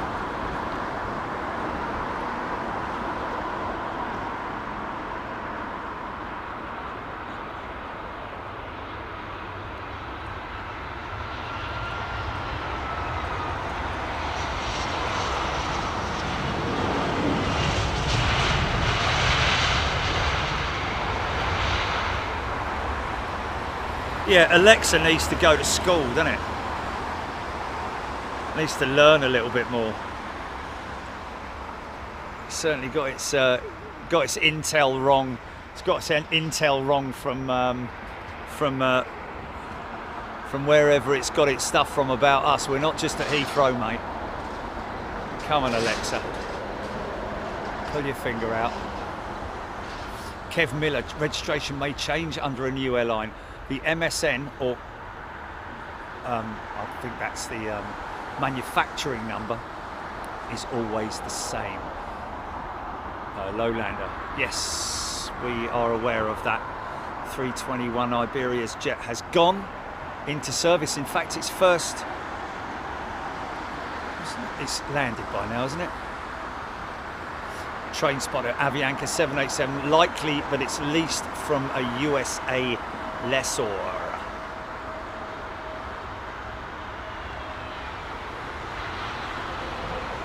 Oh.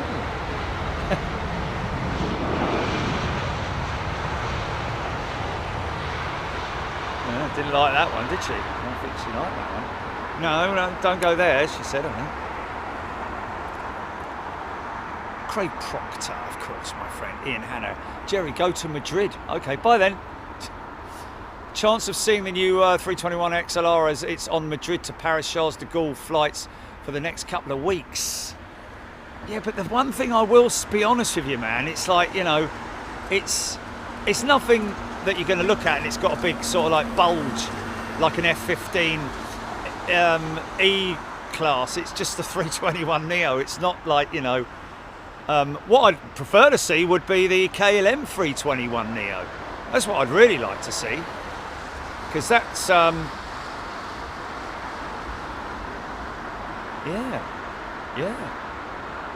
probably would be. Yeah. How about a bit of Boulderbahn? A bit of Boulderbahn. Amsterdam Schiphol, folks. Early morning. Get out there early morning. Oh, look. So Pinky's cousin, look. There's a Concorde just left over there to.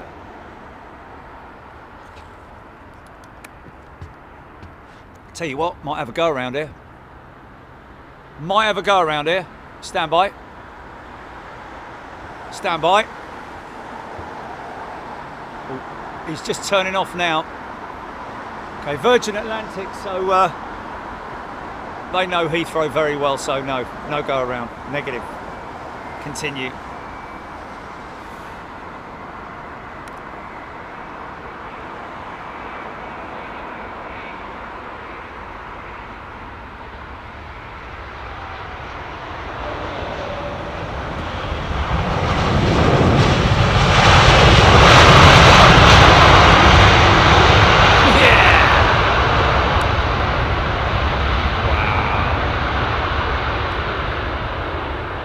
We are talking about November here, folks.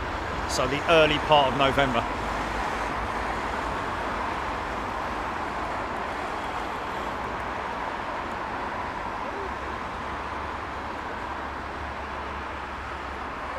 Lana Q, yeah, we were just talking about Madrid as an option.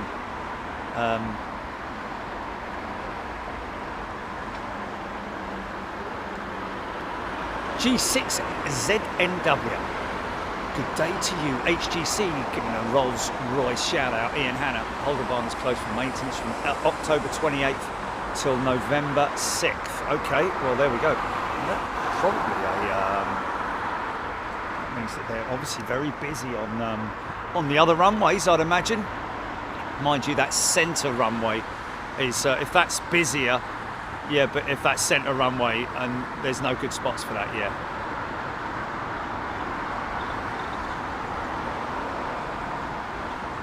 Screaming email, I've got to say, I think landings have improved since I've joined your channel. Coincidence? Question mark. Nigel Armstrong, thank you.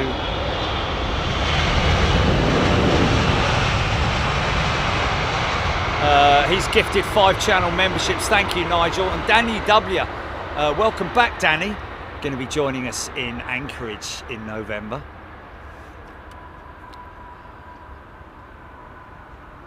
Diane78 saying centre runway is busy, so that would be not that would mean it would not be a good time to go to Schiphol. Simple as that.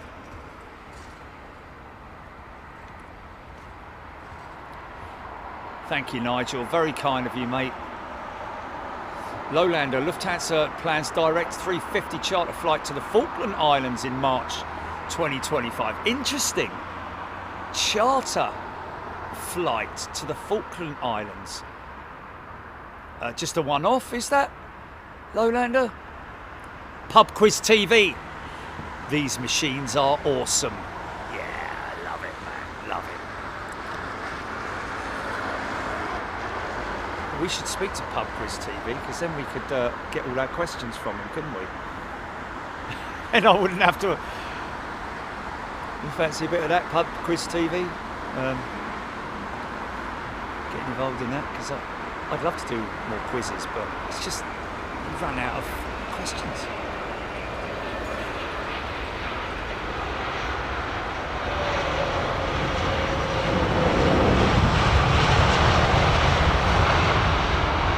Oh, yeah, okay, yeah, right, yeah. I mean, there are obviously hundreds and hundreds and hundreds and hundreds of questions that you can give, but the problem is that when you're doing a multiple choice quiz like we were doing, it means that you have to also, as well as the correct answer, you have to pick another 3 incorrect answers, don't you? Stone Man JD Stone. Looking forward to the moose and the squirrel. Oh, a squirrel in Anchorage.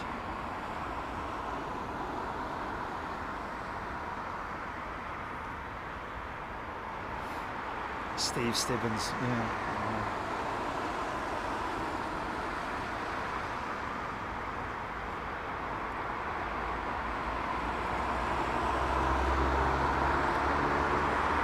Jam Sarni. Proper English name that, especially with the word Sarni.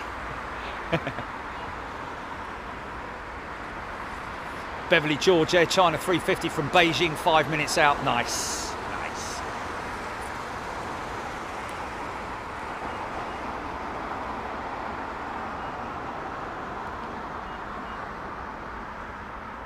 Paul Barnett's tuning in from the Isle of Wight.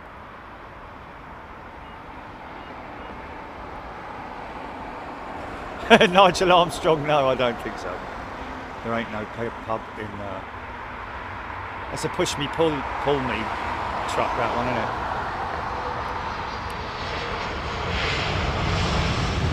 it? Phil, you're absolutely bang on there.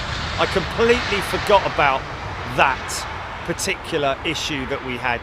Was the time delay, because the time delays were multiples. You know, there were multiple time delays. You know, some people it would be 10 seconds, other people it would be 20 seconds, and so on and so forth. So, yeah. Oh, okay, Rocky and Bullwinkle, right, there we go. Morgan and the pub in Dallas, the 2 Coyotes.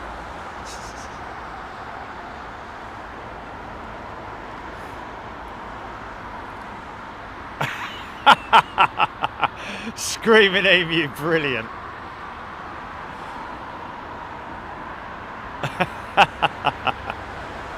That's very funny, actually. I like that. But you'd have to have watched the show to understand that, wouldn't you? My Timbits on what? I like that. Very good, very good. Very well done, Screaming Emu. Well,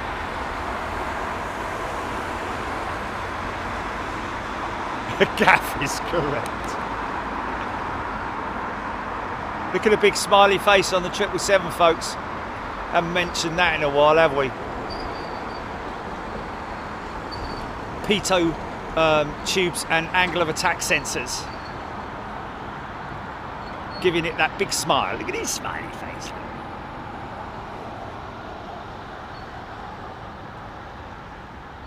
Tim Tams.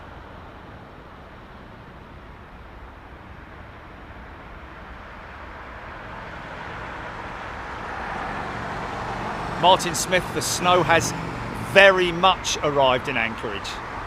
It was funny because on the live stream there was this tiny little bit of lake that was not frozen, and all the poor ducks were just hanging around in this tiny, swimming in circles. You had to be there, but they've obviously flown south, I think it is. The little ducks and the geese as well. Yeah, snow everywhere, man. So we're going to get to see how the snow clearing teams handle it. You can handle the snow.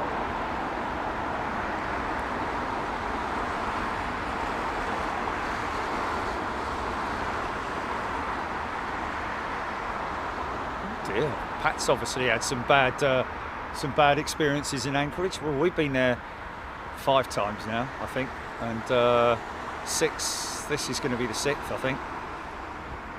Oh, this is going to be the 7th. Found anything wrong with it? Sorry, you obviously had a bad time, Pat.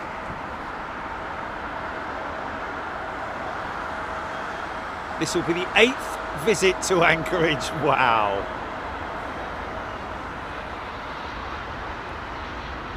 I'll be honest with you, Pat may be, you see, you don't understand it.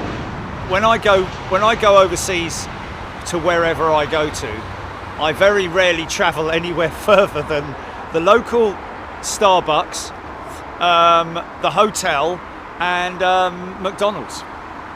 I don't go into the city or anything like that. Very rarely do I do anything like that. I'm not there for a visit.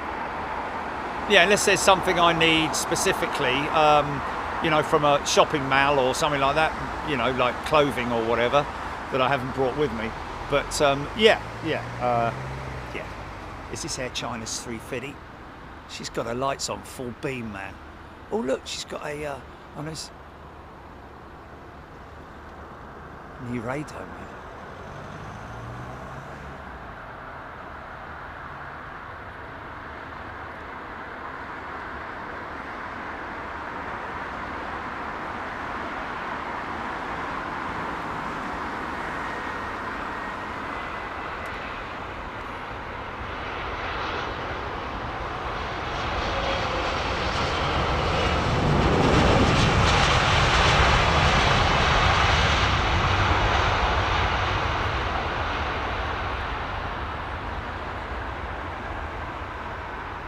Leonard, yes, like the pink scarf, which still hangs in my what would you call that area where all my stuff is? Little yeah, sort of like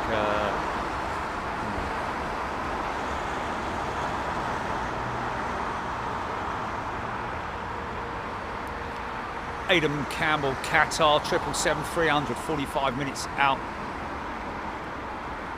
Nigel Armstrong, Jerry, you could create a global McDonald's comparison list. It'd be a little bit difficult, but global McDonald's plane spotting locations is definitely something that we've looked at before, which didn't really come to fruition.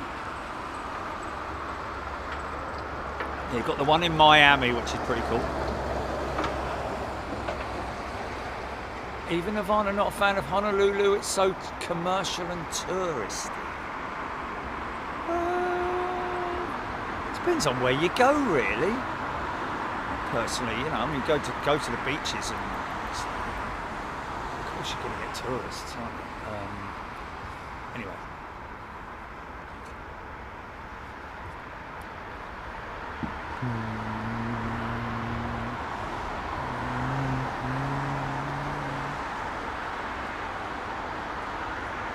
There was quite a few questions I wanted to hear from that I wanted to give put to Jock yesterday, but I was quite some distance from him. I was actually right at the back of the room, so I had to talk shout like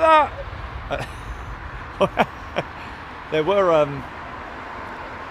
There was at least one person who said, well, I heard your voice, Jerry, and I recognised it, so that's why I knew you were here. Young lad there as well, very grounded young man.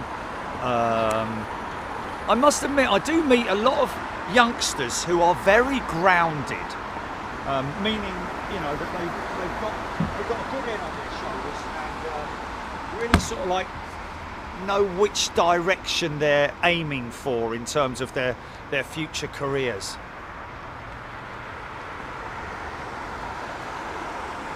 Martin Smith, when the temperature really drops in Anchorage, do they do hot fueling? No, Martin, they don't do that. I'll leave the APU running.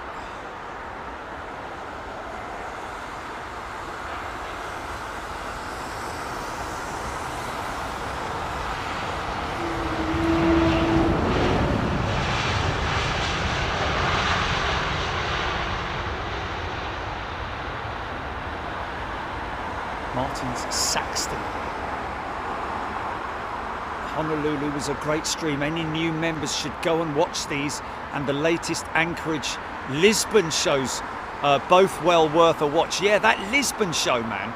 You know, I know it was a Euro show, but my goodness me, was it a good one. Because you know I like a bit of adverse weather condition. And, oh, a bit early for fireworks, isn't it? And that's what we got in, oh, there it is. Look.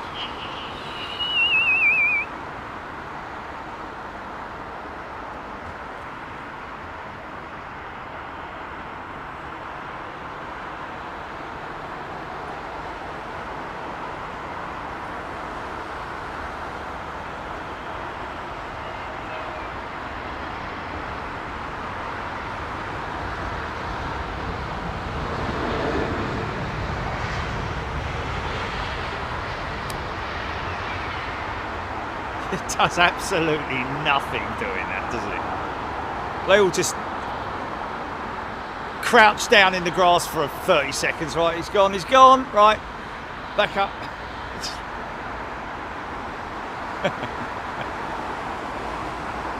Gina Graham, Lisbon was great. Yeah, it really was, man. I've got to say, Lisbon delivered.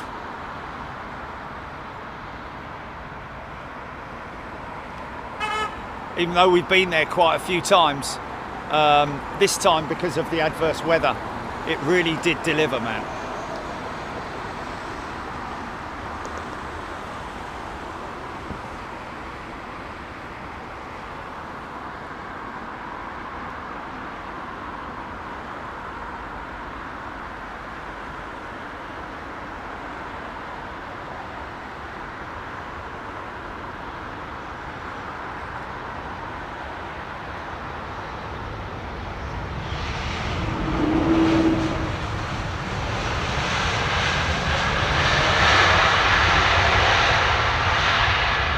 Honest, that's when they're at their loudest, when they're blowing air out the side of their engines, those jets.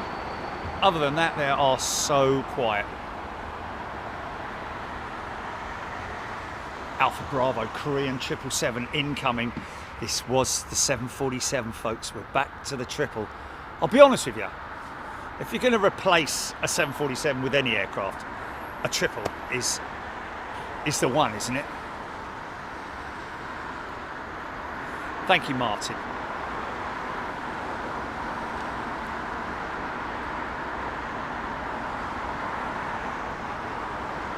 Mitch is watching from Houston, and his son is in Belgium.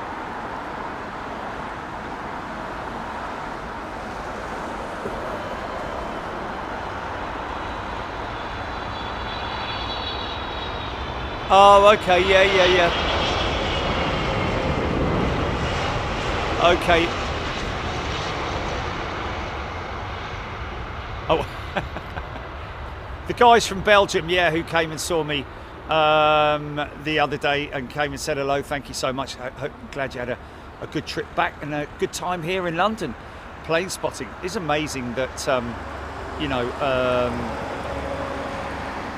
it's quite interesting to get some kind of an idea in terms of the number of people who travel from overseas here specifically to visit London Heathrow for Planespotting. It's quite a lot, you know.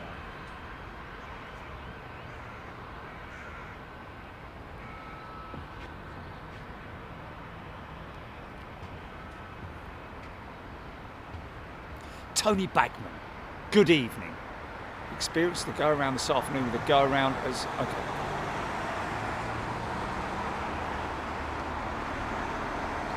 Barry Price. Shadow Gallery has gifted 5 channel memberships. Hello, Shadow Gallery again. Isn't Shadow Gallery the one who's got he's an American 777. His brother is an American 777 left seater. That's it. Yeah.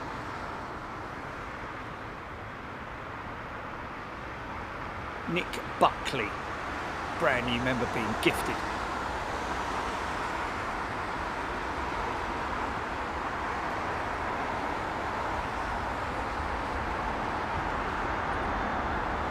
They were lovely, the people from Belgium, weren't they? Oh, we've got a bus interference here. Clear around, caution bus turbulence.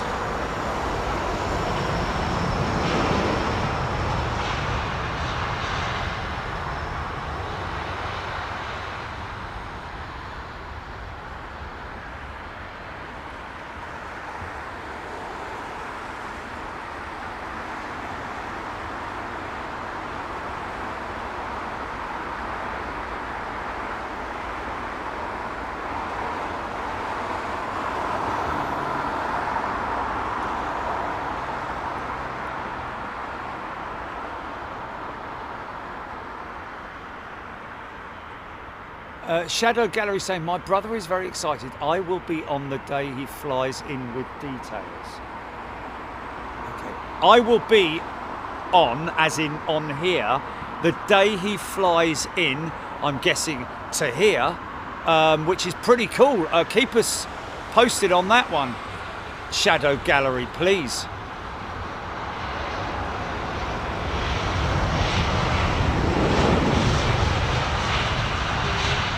Sunday, isn't it?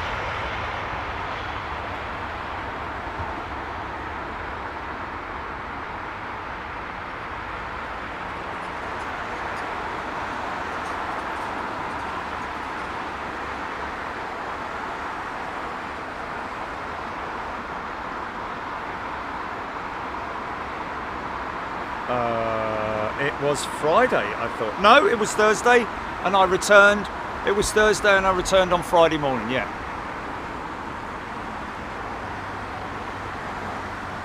Anchorage, for anybody who wants to make a note, it's November 20th to the 21st. So those 2 days we are filming in Anchorage, folks.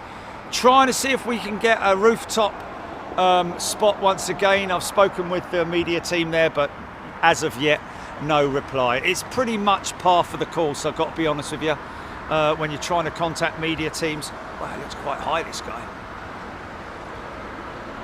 But, you know, we try. I do try my best, folks. Emails, phone calls. It's just, sometimes it is the most frustrating thing.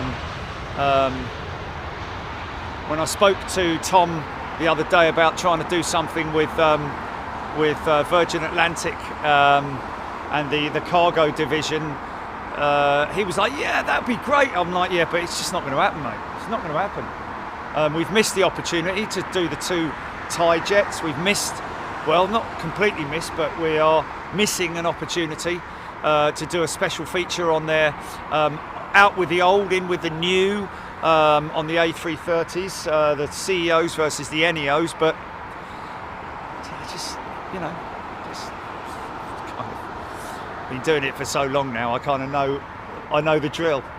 I literally know the drill. And unless you've got somebody who's working in the media department of an airline that's really passionate and, you know, 100% loves aeroplanes and sees opportunities, rather than just doing a few posts on social media here and there, just so that they can get paid. It's like, whatever. We'll just give up in the end.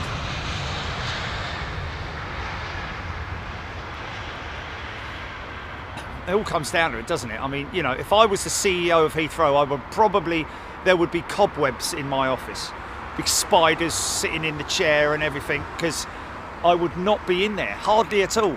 Where's Jerry? Oh, he's out on the airport somewhere. Well, phone him then. Yeah, well, he's out there somewhere, just, you know, visiting the maintenance, speaking to these guys, talking to those guys, meeting with these guys, you know,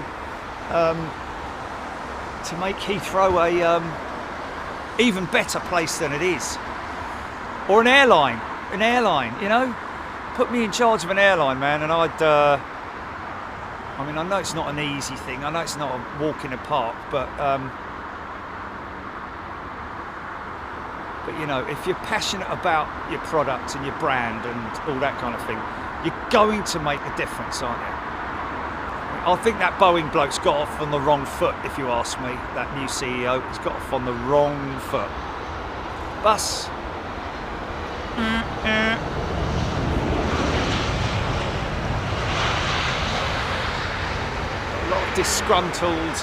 lot of disgruntled employees who are basically the people that are responsible for earning you money, earning your $22 million salary. You should be making a public announcement. I refuse to. We don't even have to make it public. Just tell the employees, look, you know, he's sacrificed, you know, do you need $22 million a year? Really? I mean, honestly, you know, I appreciate that executives are executives for a reason, and they've successfully run other departments and businesses and stuff like that before, and therefore deserve command a decent salary. But 22 million, really? Even so, in the good times, maybe, when the company's making huge profits. But when it's hemorrhaging money, and they're still giving you all that money, surely something's wrong in it. This is the quietest aircraft ever, man.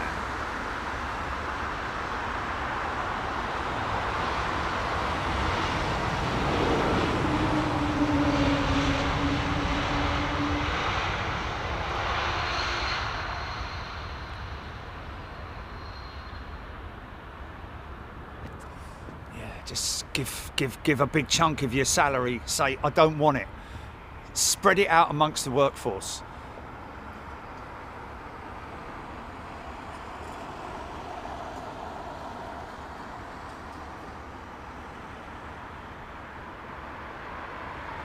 Tony Bagman, very funny.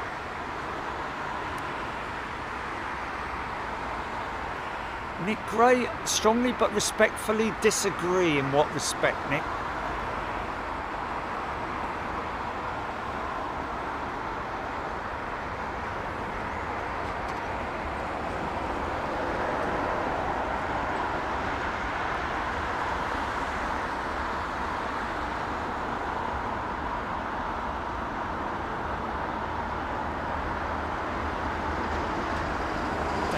If you can offer the media and marketing guys a good persuasive argument. I thought they were supposed to give you a good persuasive argument as to why they should be employed by you, Dave, isn't it? you know, I know what you're saying. I mean, when you advertise a job, come and work for British Airways and you know, get involved in all the benefits that you get, your health and this, that, and the other, and blah blah blah. But we do expect you to be extremely active in what you deliver, you know, and that will obviously be down to their past, their history in terms of where they've worked before and the references that they've had. But all I'm saying is that, you know, anyone who's been involved in marketing or social media can work for anyone, whether it's an airline or whether it's a chocolate bar company or something, you know, Cadbury's or whoever. But the bottom line is, you've just got to have commitment and passion, haven't you?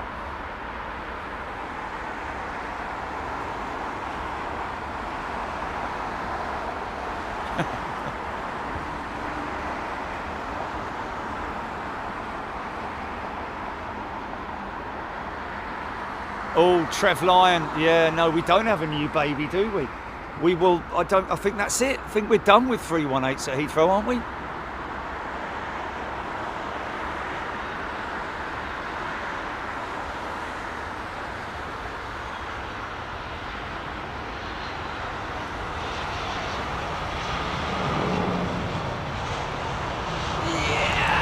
I don't know, Nick. I disagree with that, mate. I disagree with that. You know, when you've got a workforce that haven't had a pay increase for 13 years, somewhere around about 13 years, I think you can expect that things are going to get a little bit uncomfortable if you're a brand new CEO that's been brought in that hasn't achieved anything yet. I know what you're saying, that you've got to give an incentive for somebody to come in, but 22 million with a company that's hemorrhaging money, it just has not got any money. It's literally on the verge of becoming bankrupt.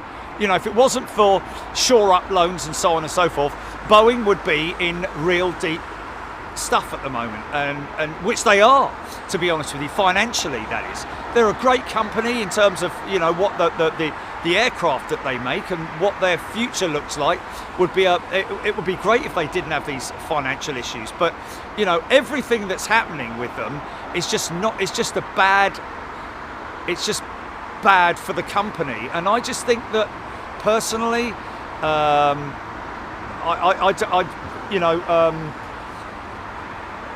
when he drives through the gates and he sees all those guys outside striking, or whether he does or not, I don't know, but or reads about it, hears about it, sees it, etc. I think it's not a world that I would want to be in unless I was given some kind of respect from those people. And by doing that, I think you know, by going out there, meeting with them, and also just in terms of, I know what you're saying, Nick, that you have to have an attractive package to attract the right people. Whether he is the right person or not is yet to be seen. But I think kicking off with a £22 million package is it's a lot of money, isn't it? And the company's losing $100 million a day or something like that, isn't it?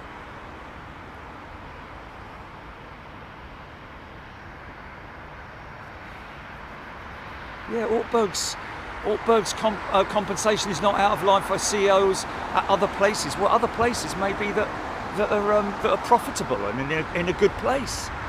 I don't know. I mean, I know in the grand scheme of things, 22 million a year spread out over a year isn't flipping heck. How many bleeding buses? Is not a great deal of money in the grand scheme of things when you talk about the amount of money that they're losing on a daily basis down to the strikes. It's kind of the whole strike thing has now you know, people get bored of it now, haven't they? Hasn't the strike is it still going on? I don't know.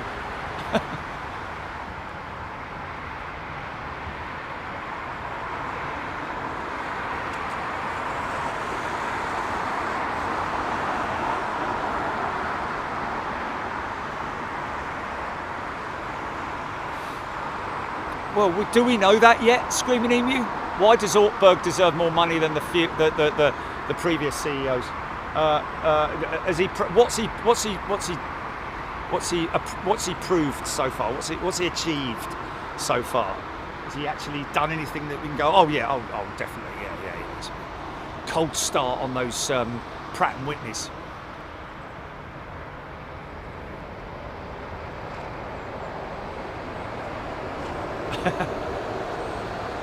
Seller.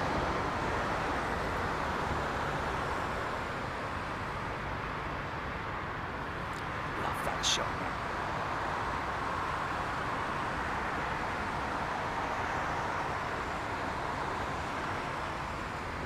I certainly wouldn't be making a point of, if somebody offered me a pay rise during a strike period, I'd be like, no, let's not do anything right now. I'm all right for the moment, mate. I can get me dinner tonight, and you know, let my kids go out to the cinema or whatever.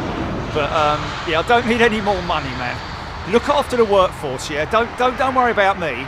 I'm fine. I've got my nice big house and how many cars and kids at private school and wives going out buying fancy jewellery and stuff like that. Don't worry, it's fine, you know. We've got people out there who are struggling to make their ends meet, literally, at the end of the day, and we haven't given them a pay rise for how long? 13 years, right? Okay, well then let's do something about it. I mean, 45% in the grand scheme of things over 13 years. Let's face it, it's not actually that. You know, it's not a big ask, is it? Yeah, the smoky start. A little bit of fuel. Or oil, is it? I think it's fuel, isn't it? That's left in the bottom of the burner, in the bottom of the combustor.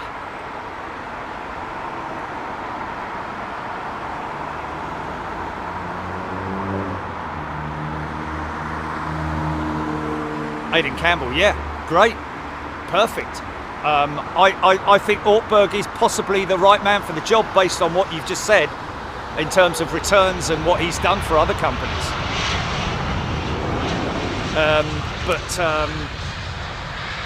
But has he actually achieved anything for Boeing yet, is what I'm saying. I mean, I don't know.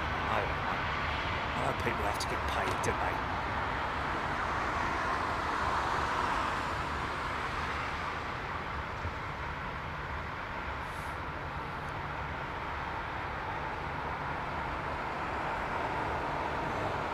Well, from his previous Gilly.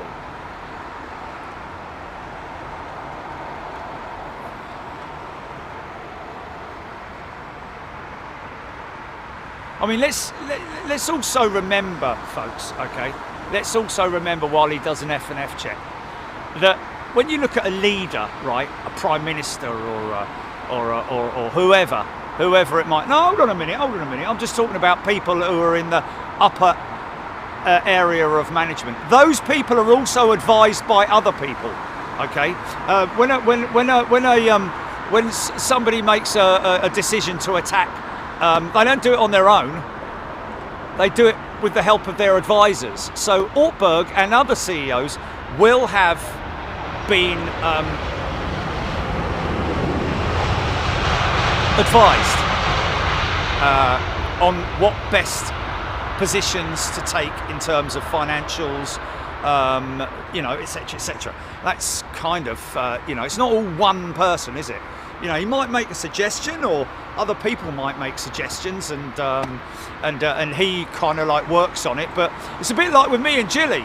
Not all the stuff that you see on Big Jet TV. It's a joint enterprise between me and Gilly in terms of, you know, what direction we go in and what we add here and what we do there. Gilly's obviously got a lot of knowledge and expertise in the technical side of things.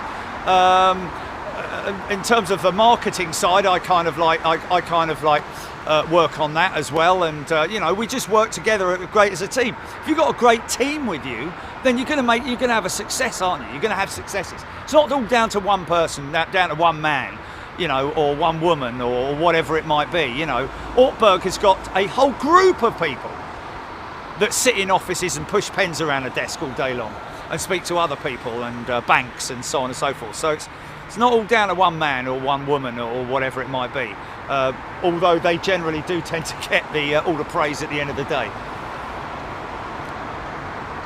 A lot of smoke.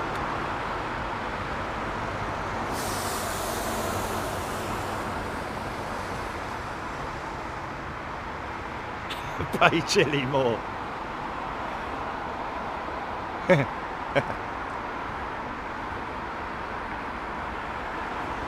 Yeah, we're done.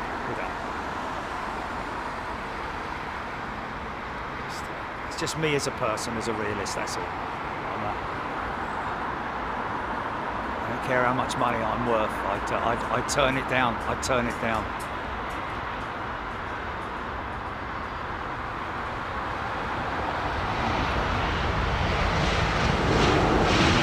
Oh, God, really? Yeah. It's a nice ship, that, isn't it?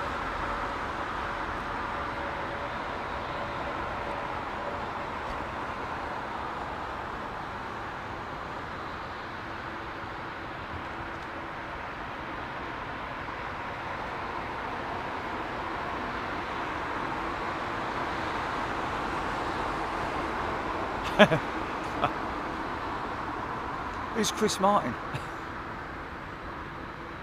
Oh, right, okay. Yeah, very true, very true. The band is what needs to...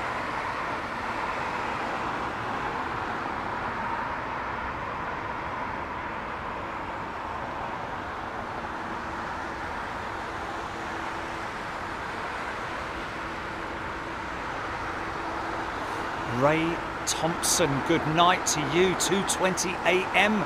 where Ray is. Wow. Tell you what, temperature's dropped. I'm glad I bought the blah blah with me, the gilet. Gonna get the woolly hat on. Great light at the moment though. I love the light that we've got here. A little mini 350 on the touch.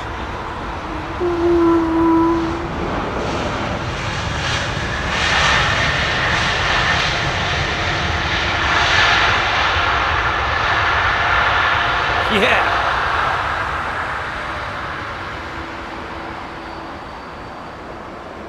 I always remember learning for the first time from Screaming Emu about the way how the reverses actually work. Hello, what's going on here? What's going on here? Why have we got no arrivals?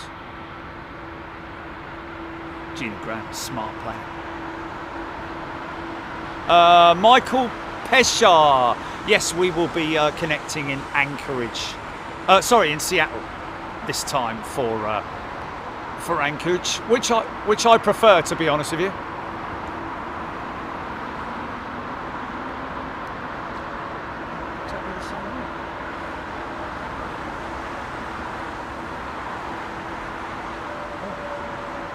Via Minneapolis.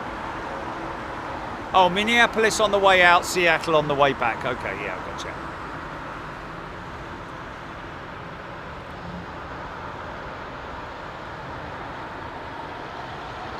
Oh, Joe Hemmings, if you could only film arrivals or departures again, what would you choose?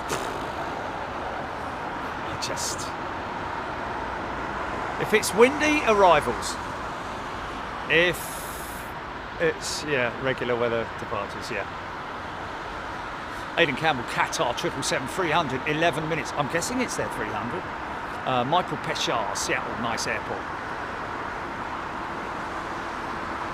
Zoe B, cascading effect. Spirit Aerosystems furlough 700 employees, yes, that work on Boeing 767-777 planes in Wichita, Kansas, because they ran out of storage and cannot move inventory up to Washington.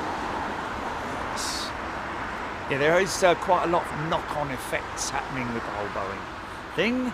As a result, suppliers, not just Spirit Aerosystems, but quite a few others as well that supply parts and components to Boeing are having problems in terms of storage, and because they're obviously making the parts to order.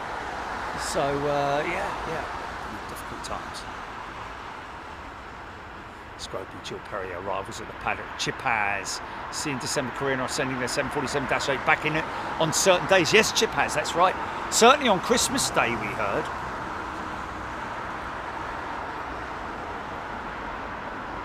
Aidan Campbell, China Airlines, Airbus A350-900, 23 minutes out.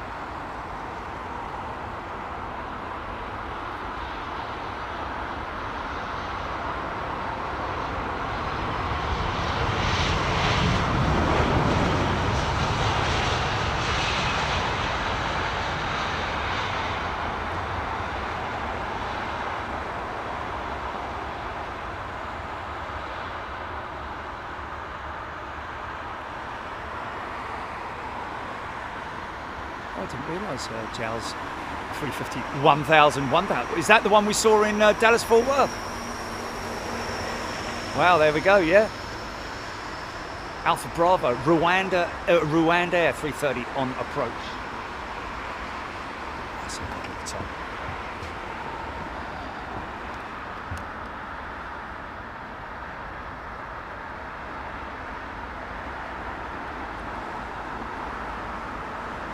No. This is a 320neo or something like that. That stuff, yes. Interesting though that it's at that altitude. It's interesting that it's at that altitude. What is that then? That little neo. Oh, it looks like an MD-11. Hold on. Oh no, it's a UPS jumbo, mate. Oh mate, this is doing me in, this bleeding thing. That's better. Oh, look at that, man.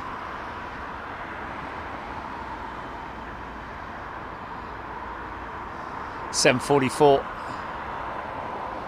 No, that wasn't. No. It's a westbound jet, eastbound jet. Airbus. Okay, Aer Lingus 320 going to Brussels. There we go. Aer Lingus 320 going to Brussels over the top. Is that a regular route? Oh, okay. Just in case it might be the brothers that I met at the golf course. Hey, I met a fella yesterday who's a squadron leader in the RAF, but he's also responsible for distributing all the static jets, fighter jets like the Tornado at St Athan and all that kind of stuff.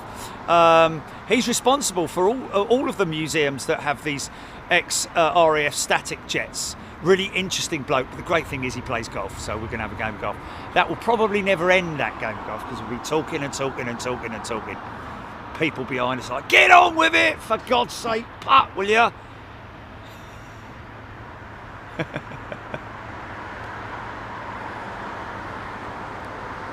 Would Heathrow fit in the footprint of Dallas Fort Worth, Bronner Smith? Yeah, Bronner, probably about 10 times, I'd imagine, something like that.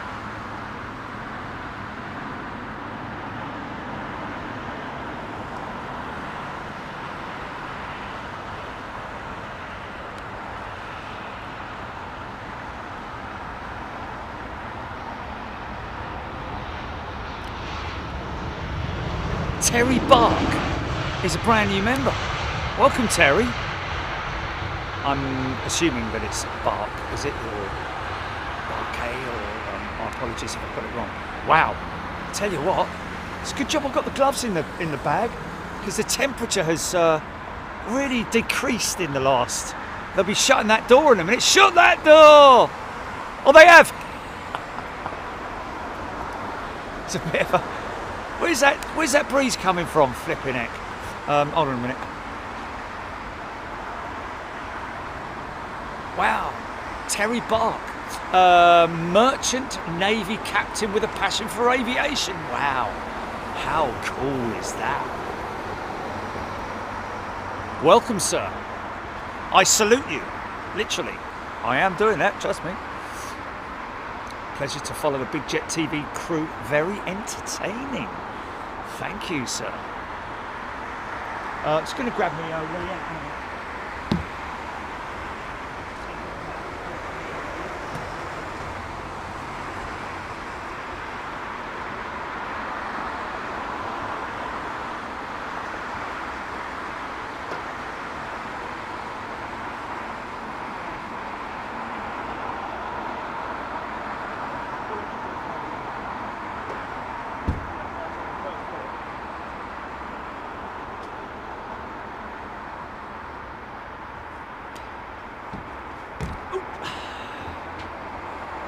There we go.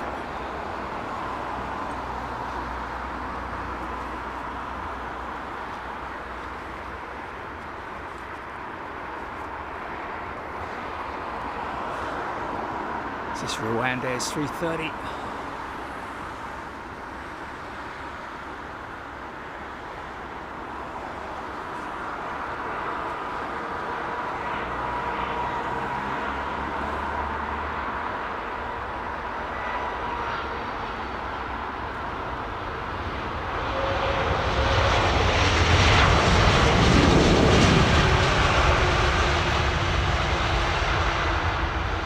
Emirates 380 going back to stand. It's very unusual. That's what, that BA triple there that's over this side. He's just gone back to gate.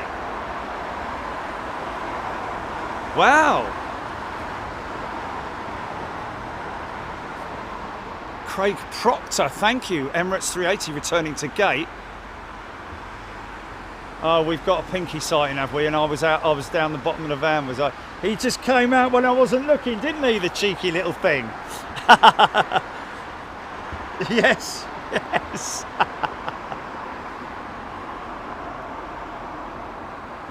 That's hilarious, man. You're very cheeky, Pinky, aren't you? Hey, yes you are. Wharf 2000, all done by our clothing outlet, which is Spring. So we have no control over our merchandising, although I have to say we are generally very pleased with it. Sometimes you may get something very quickly, and very rarely do we get people contacting us saying that they've ordered a sweater like 2 months ago or however long and still haven't received it or something. We do all we can, but Spring are very responsive. Is there contact details on for Spring? There you go. Contact form and a live chat.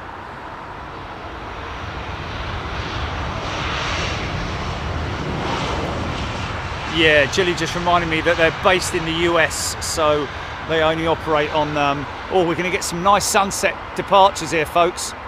They only work on US West Coast time, I'm afraid.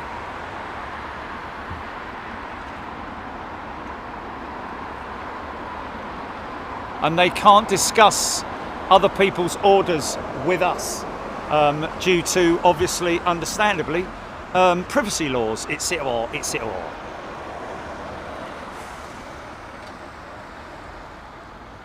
Gary D, you could fit all of Great Britain inside DFW. Well, I tell you what.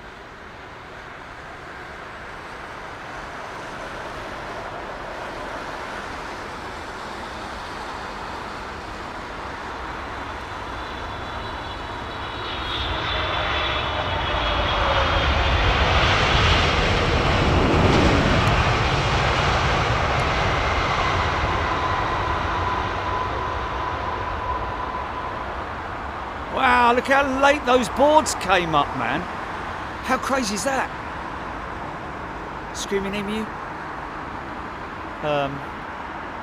Ellis, care to elaborate on that? Is that just a late decision to put the boards up, or I'm guessing it must be just a late decision. Let's have a little bit of ground spoilers, shall we? Trev Lyon.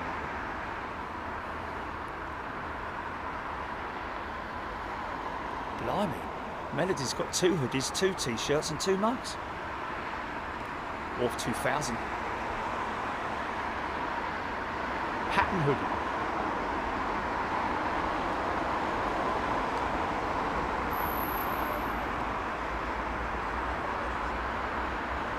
Philip Lowry, 7 years ago, KLM said goodbye to the Fokker 70.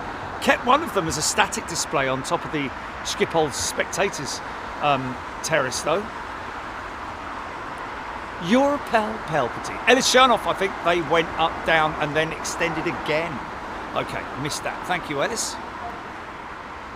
Beverly George, Sunset Heathrow stay 4:37. Yeah, there it is.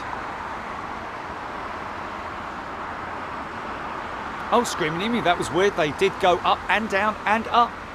Interesting. So maybe deciding that they were going a little bit too fast to make that exit. Maybe, yeah, the spoilers wouldn't come up if they had auto brake to vacate, because obviously these aircraft, which we haven't talked about a lot, is that they have the option of what's called brake to vacate. where the aircraft very cleverly selects, or the pilots select, a particular exit point on the runway, and the aircraft will very cleverly brake at whatever velocity it needs to, or amount of pressure that it needs to, in order to make that exit. I'm just wondering whether the pilots maybe thought the brake to vacate system was either it wasn't working, it's gone US, or they just felt that they needed a little bit more. I don't know. Jeffrey Stewart, good evening to you. Ian Hannah, Zoe B. Sweatshirts with the shadow of Jet's parts gates and small pinky. Okay, left chest there. Lana Q. Lana Q was on one of those Fokker 70s. Wow. Yeah, we're getting down to it now. Ooh.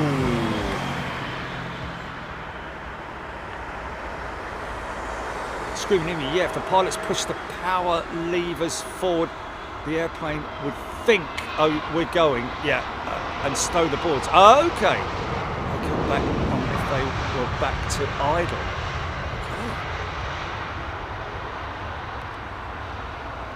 Okay. Going around, maybe. You think the onboard systems thought that it was going around. Wow. Trev Line, I think that was a good silhouette. Wait for this one. Oh, bit of a funk, bit of a funk. Bit of a funk. Yeah, that passes. I think that's passable funk material, isn't it? Look at that, man. Isn't that lovely, man?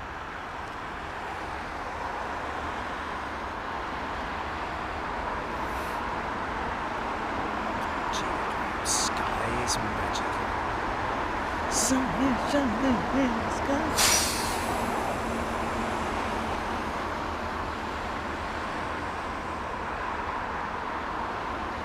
Pop it, dull and brum. Trev Lyon, we love tech talk. Yeah, I love tech talk. I love it when a pilot, that discussion is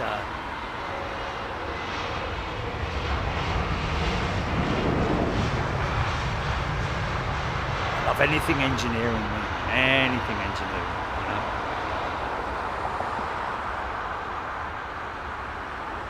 Eh?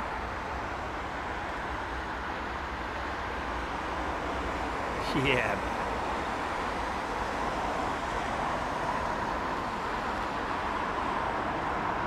Even Airbus BTV would not interact with ground spoilers. Brake to vacate, he's talking about there, Ellis Shernock, would not interact with the ground spoilers. Yeah, no, it wouldn't.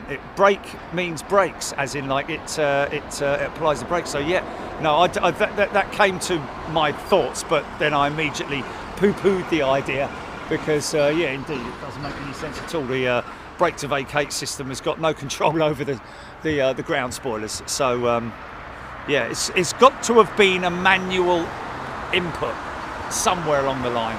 A BEA due in from Hamburg, 6 minutes out. Chris Mason saying thank you. Oh, technical problem with EK30. Ooh, people in Dubai working frantically and madly to try and fix that. I know that Emirates, if there's anyone who's got an on-site maintenance team, it will be Emirates. Most of them do, to be honest with you. Remember once when we had a little problem with Aer Lingus, and the Aer Lingus fellas turned up, albeit in a grubby old truck with loads of oil everywhere, but that's what it is, I guess.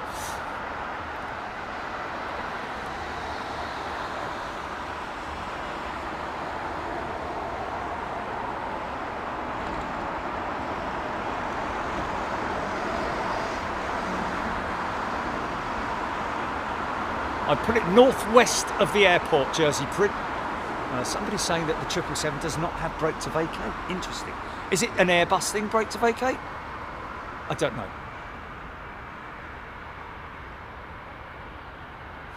Screaming in a CL65 crashed in Colorado when they advanced the power on the bounce, got 50 feet in the air, then they idled the levers again, and the boards came out at 50 feet, and then And the jet plummeted. Wow, yeah. Wow, that's crazy, man. How efficient those boards are to be able to just stop the aircraft, literally stall it, bang. These engines are at their noisiest when they're deselling. Funny enough.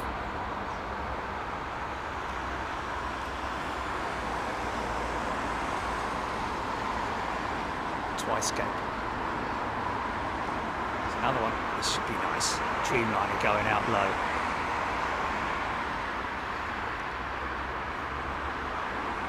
Yeah. Beautiful.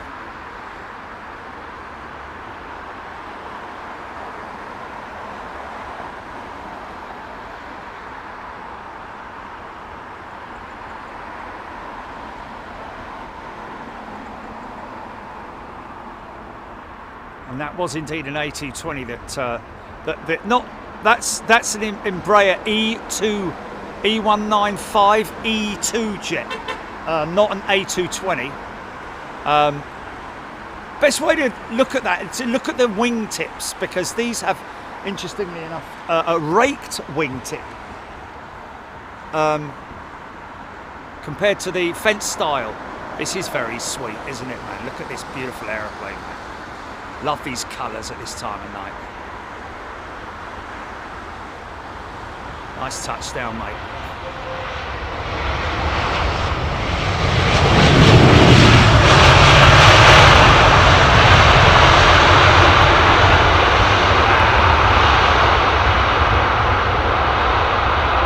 Look at the heat bellowing out of that engine, man.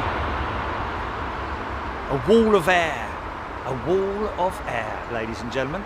Like a blast from an explosive device. It's actually the blast, in some cases, that does a lot of the damage. I remember the old earthquake bombs, or more so actually, more than the earthquake bombs, but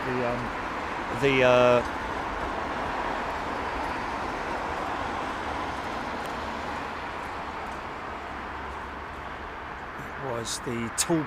No, it's the cookie. They called it a cookie back in the days when in the Second World War, when they used the cookie. So they'd have 40 or so, or 20 500-pounders. Is that a tea-towel? No. And a cookie. So the cookie would go down and blow everything apart. And in terms of the shock wave, which unfortunately was during war, and nobody likes that.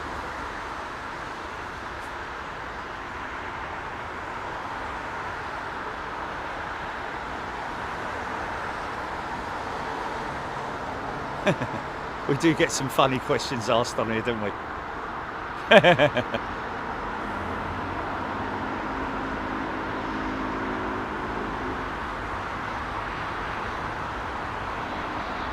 We might be asking about the Comair C, whatever it is. That might be just a question that he hasn't made quite clear.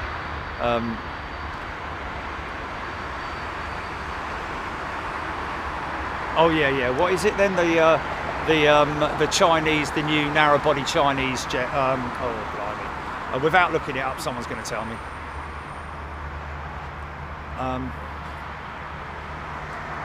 Pam, I saw a light in the China Airlines passenger window about Comac. That's it. Yeah. Danny McGuire. Screaming Emu, so helpful with his knowledge as well. Don't forget, folks, we do have other pilots as well. Ellis Chernoff is in the house today. He flew the MD-11 back in the day, amongst other aircraft type as well. And have a look back at it then. Rewind it.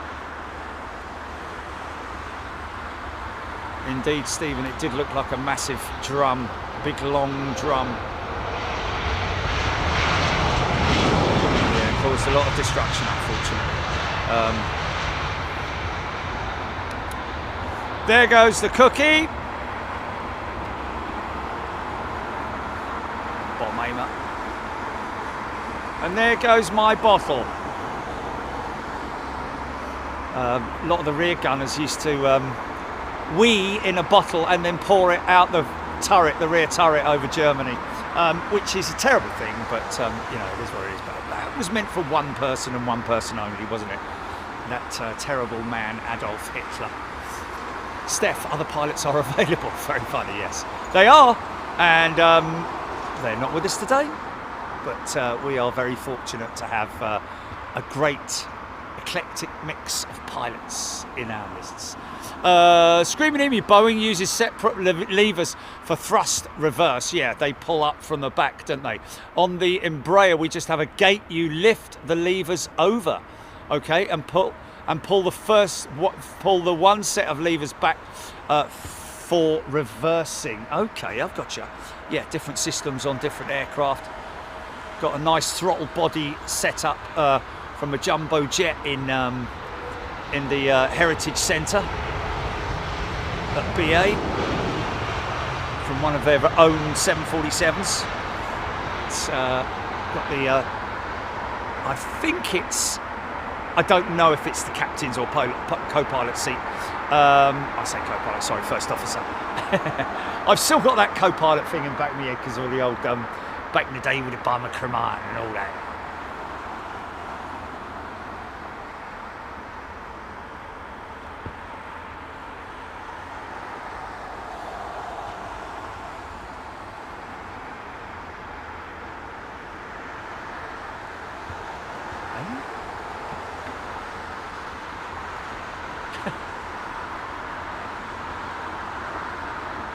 Zoe lights did indeed come on. A few people in lurk mode. More buses. Come on, son, you can beat him. You can beat him. Come on. Get it down quickly. Oh.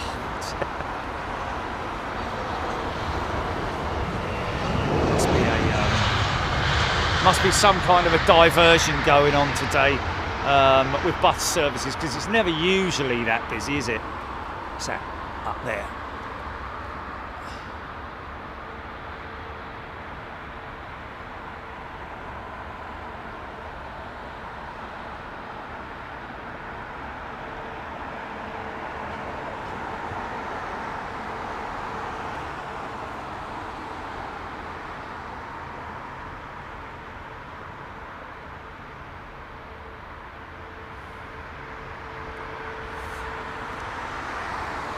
Your pal Palpatine, I have a commercial license with multi-engine instrument rating, but have not flown in years. Oh, well, there we go. I had no idea. Biggest plane I flew was a Cessna 310, so I only know enough to be dangerous. Well, there we go. Yeah, but it's still the same principle, isn't it? Really, I mean, it's just a, you know, instrument rating and you know, flying a jet plane compared to a turboprop. So, but really, in essence, the whole in terms of negotiating an airfield and all those kind of things, it's much the same, isn't it? You know.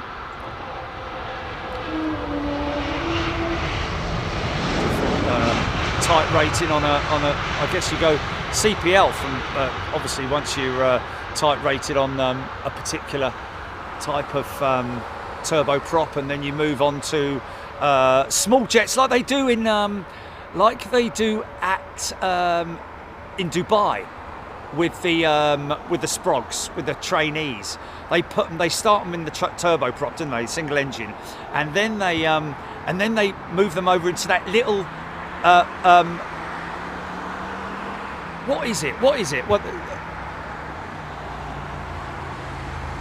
Do you remember that, folks? Do you remember when we were in Dubai? What was the name? What was the little jet that they were training on?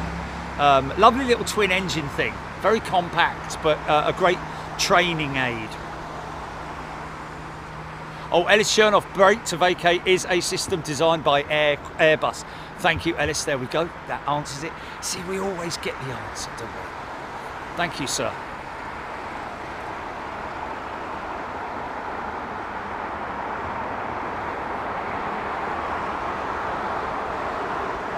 Cirrus SR22. Oh, thanks, Julie. Was it? How'd you get that?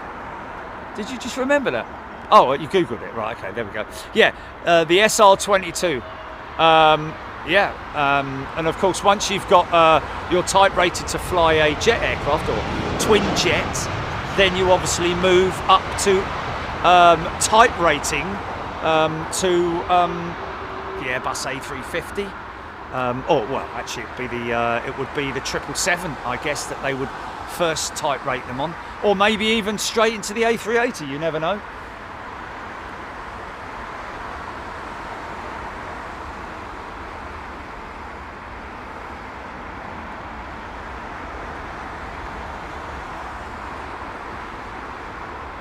Isn't TCAS traffic collision avoidance system or something like that? So traffic collision avoidance system, EVA, is what TCAS stands for. Two lufties.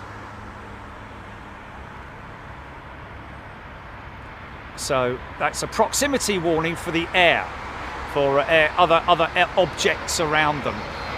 There's an aircraft approaching them, or the TCAS system will, I think, give the pilots an avoidance warning and a recommendation where it's approaching from, at what speed, and therefore take the necessary avoidance.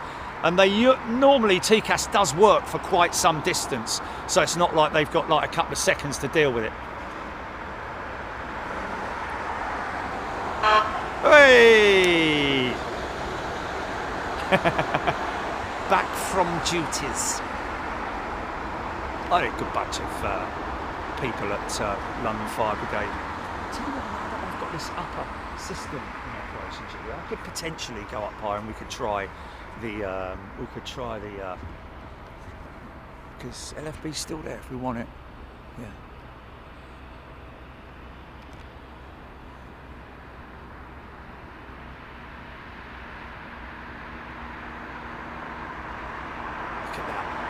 Look at that for a silhouette, folks. Let's do a little bit of aircraft recognition. What's that? Don't look at your flight radar 24. Come on. Look at the winglets. Wing type. The wing design is also quite important there, because there's not a big amount of flex in it. That's a big giveaway. And ironically enough, this is what we were just looking at. Oh, isn't she beautiful, man? Oh! It's like a, yeah. Wow!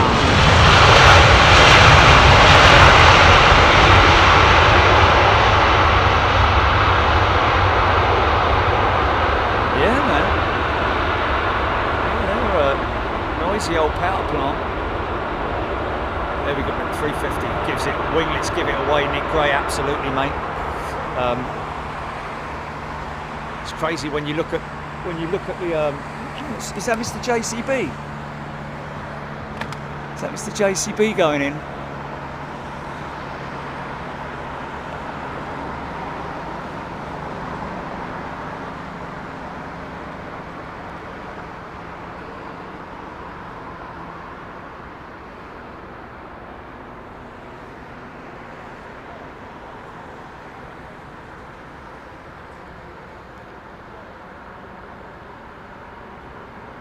Okay, now I'm going to switch to the manual focus standby.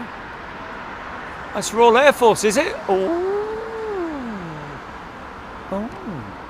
Well, you know, that could be, that's Prime Minister almost material, that is, potentially, if that's Royal Air Force.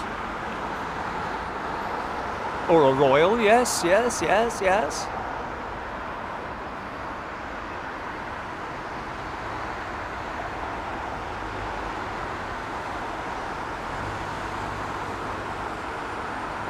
Screaming Emu, what are you doing? Where's he gone? Is he gone? Have I missed him saying goodbye? Cheerio! We had a bird of prey escort then.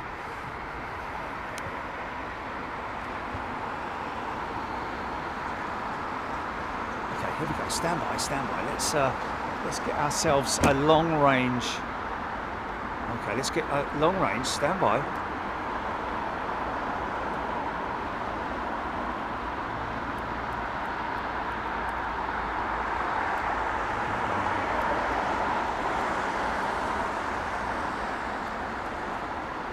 It's those lights that kill it, mate. Doesn't matter what you do with the manual focus. The lights just kill it. Those lights are so bright, man. Hold on. Let me just... No, he's holding, I think. Sorry, folks.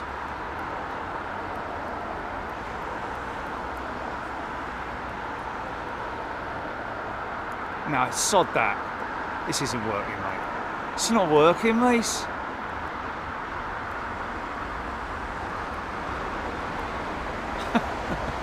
That was worth it then, wasn't it?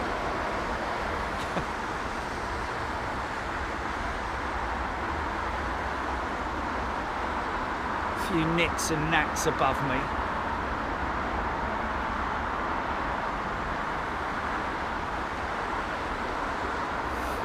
Frex. Light mission accomplished. Kids turfed off to their grandmothers so I can settle down to the remainder of the show. Frex, there we go. Well, the kids don't want to watch. Nick Gray between the 220 and the 350. The best is whatever you're looking at the moment. Yeah, guess so. Wow, this is a bright full beam, man.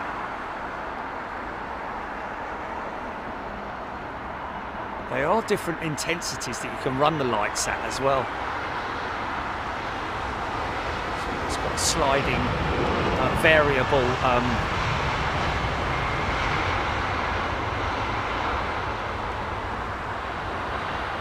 yeah. Oh, hold on a minute, that's a nice shot. Wait a minute. Oh yeah.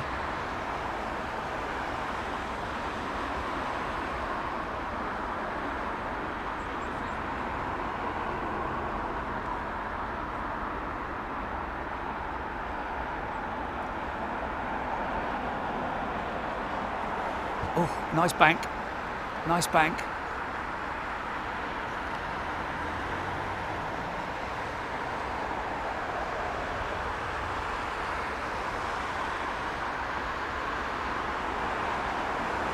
Max Comiskey is a returning member. Welcome back, Max.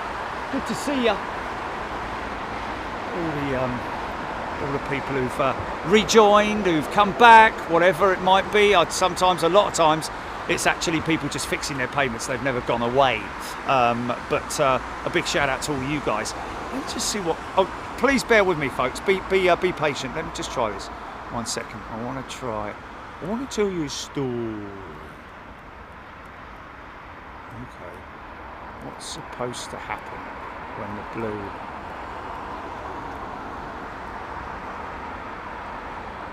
I don't know.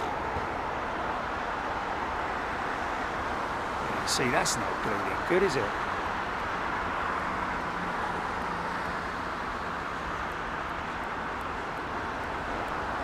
There we go, there we go. Ah, it's when the blue is fully highlighted. There we go. Come on, come off. It's when the blue is I've got it now. I got it.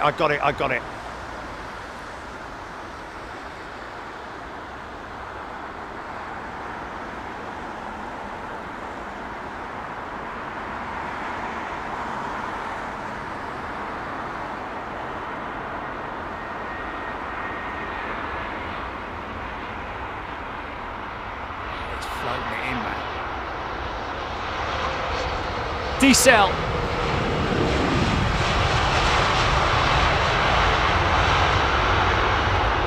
Beautiful. Look at the wing curve on the right hand side and then look at the one on the left. Look at the difference. It's uncanny how much of an optic illusion there is. Oh, big bank turn, come on. Oh yeah.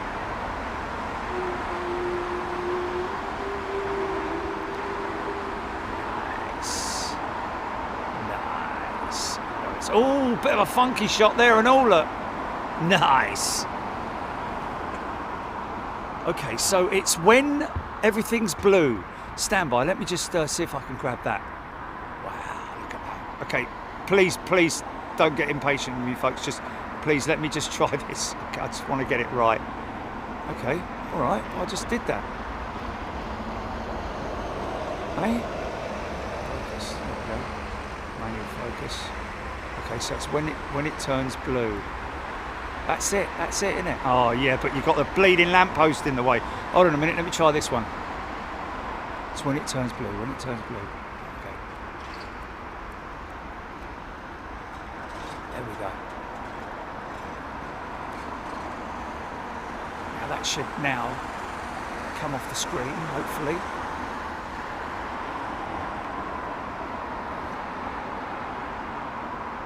Okay, all right, flipping heck. All right, mate. God, blimey, O'Reilly. Yes. Right, let's try this one. Oh, look at the old candles, look, on the front of this one. Compared to the old high intensity. Oh, it doesn't work, does it?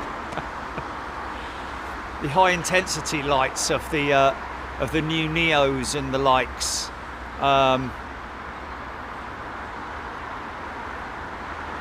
Gary Lyon, has Thai ever brought their 350 to Heathrow? No, negative, just their 777, which I have to be honest, I'm quite happy about. But I would love to see their 350 at Heathrow. That would be a good thing, would it not?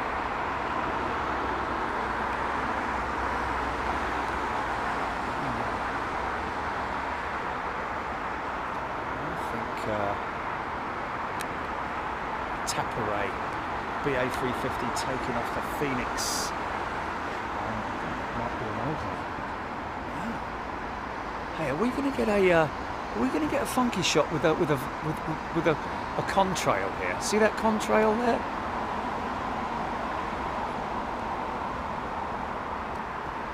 Oh wow, really? Yeah, no. It's very high cirrus. I reckon that cirrus is 10,000 feet. Oh, okay.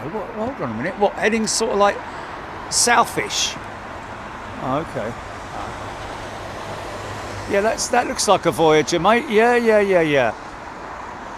Oh, that's an Air France 350. Yeah, okay. I thought that looked like a bit like a Voyager. Oh, really? And heading west is the Voyager.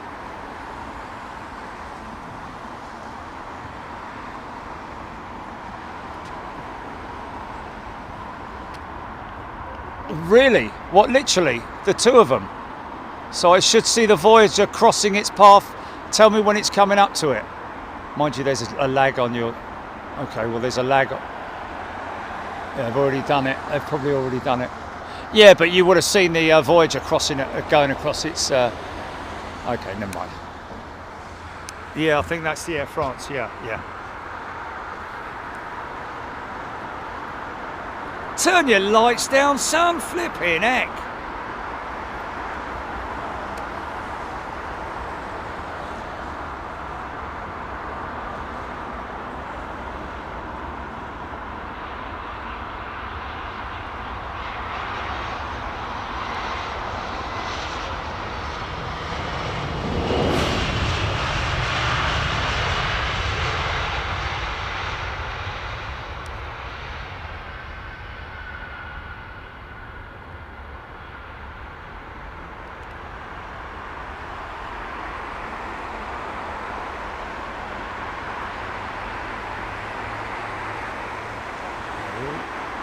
What, in maintenance or something? Is that?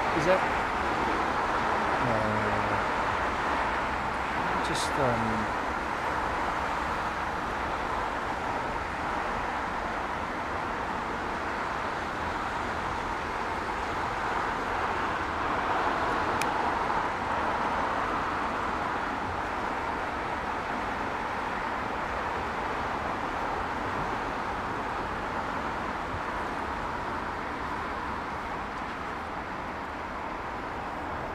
sense that, unfortunately.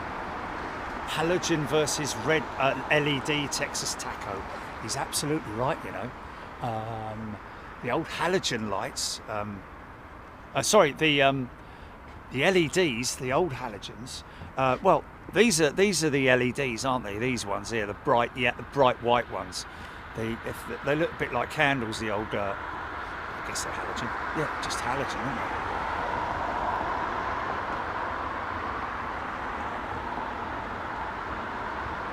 Oh, is it next Wednesday? Is it next week? The oh, okay. Right.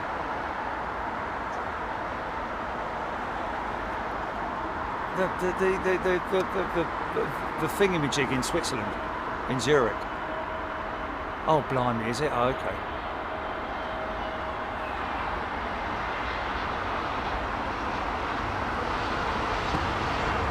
Oh, okay, right.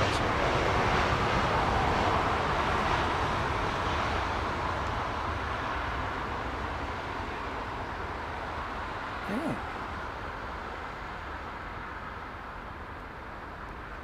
Okay, now let me try and focus on that one. Wait, let me try it. Let me try it. Don't get angry. Don't get angry. Oh my God. Flipping thing, man.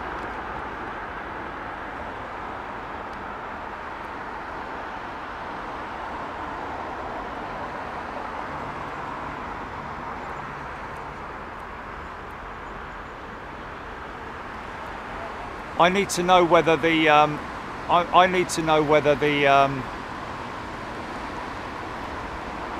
that's as good as you're going to get, really, I think. Hold on a minute.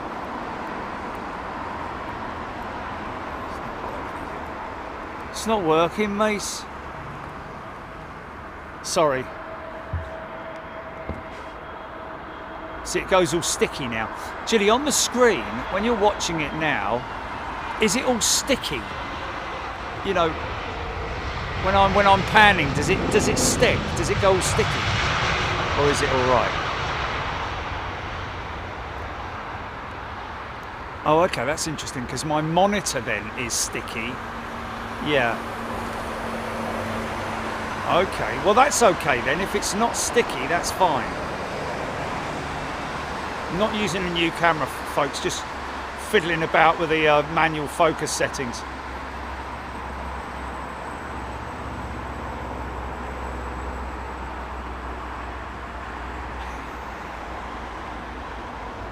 Yeah, right, yeah.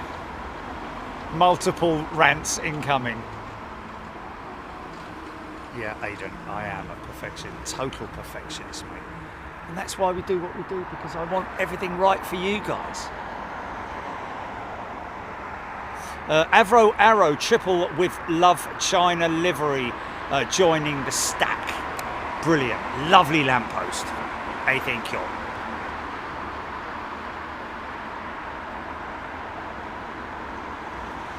No, there isn't such thing as perfect until the next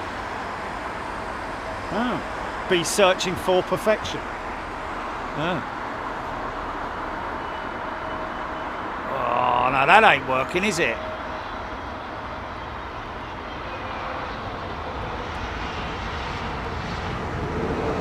Let's try it.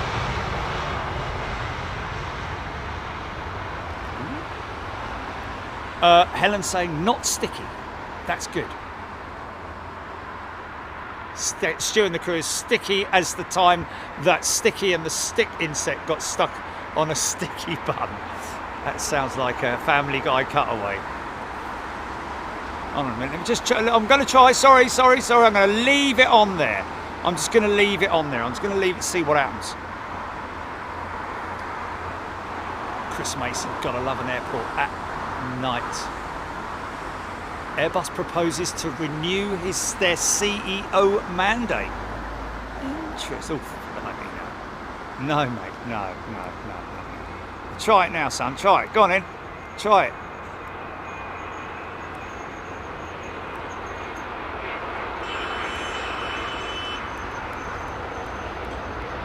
No, it ain't working.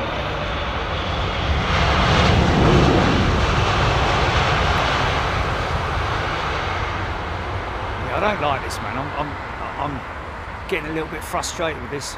Oh, surprise.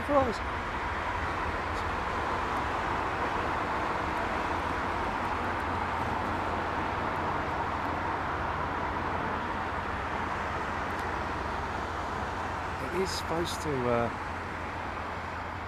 There we go. Oh, went past it. There, nearly. There. That's it, innit? Now, does the screen go off? Will it go off? No.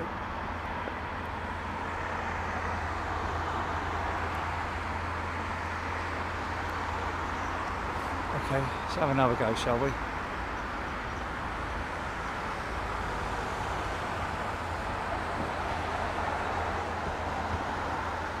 Let's try this one. Nope. Struggles, doesn't it? Careful, it's had a few to drink, the camera. Excuse me, sir, would you mind switching off the camera, please? Step away from the tripod, please, sir. Okay, can I have a card, please? Can you choose your license and registration?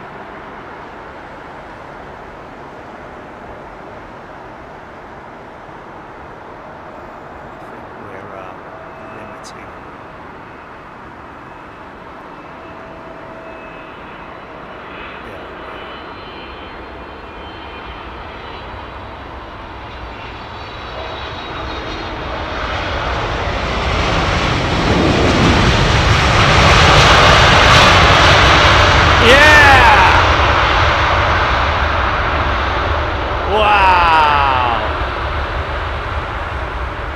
G90's in symphony, man. Symphonic Orchestra of General Electric. The okay.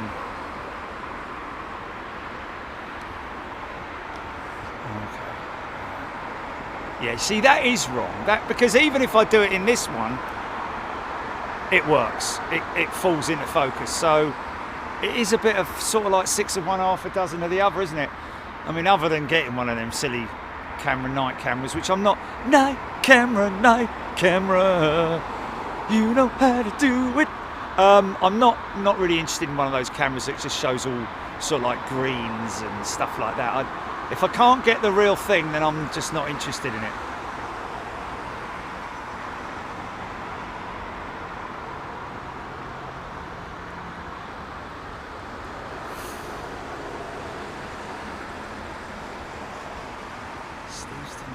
Jerry normally puts it into landscape setting.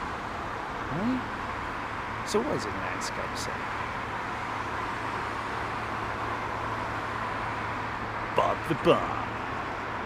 Oh yes, right, yes. Okay.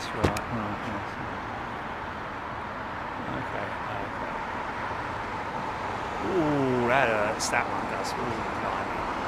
Okay, I have to try and let's see. I'm gonna go so far now.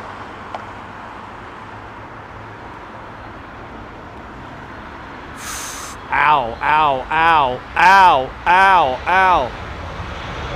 Wow, we're really struggling now. Okay, need to try and make this work, mate. Because the other day I had it in Dallas, didn't I? I completely had it in Dallas. You see, he says, focus on something far, far away. Okay, and then wait until it comes into. I don't. No, there is no such thing, mate. There is no such thing. Stand by. Here it comes. Bang! Oh, wait, one more.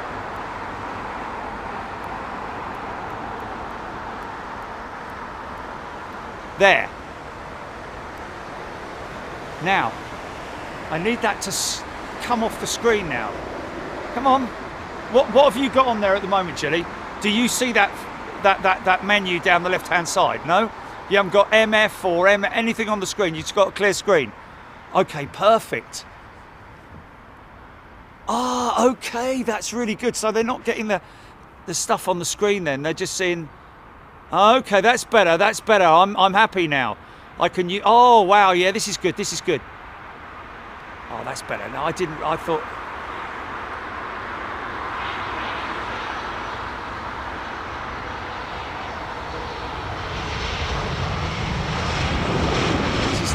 This is not a camera, folks. It's a camcorder. I mean, I know some people use stills cameras to do some of their stuff, but you know, we're not them. Good luck to them. Now got it. Kind of got it. Anyway. Your pal Palpatine looking good. Max Kaminsky, yes, happy now.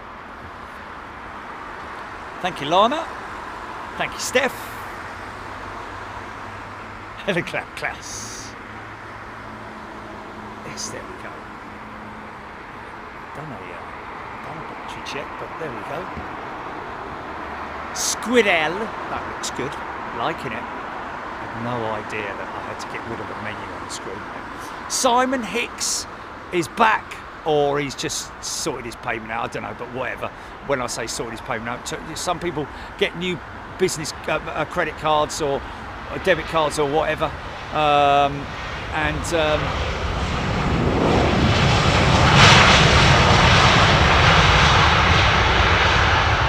it comes on when they never left. Really, that's what I'm saying. Is that a lot of these situations where you see people looking like they're returning from a break or something, they're actually they've been here all the time. It's just they've changed their payment details or got a new credit card or debit card or whatever it might be. So that's multiple different reasons why. Squidell has gifted a channel membership. Steph, one of the best those days, and I need to get back to work without distractions. There we go, Steph. Thank you. Looks like a heavy. HGC Lot Max. Barry Quinlan.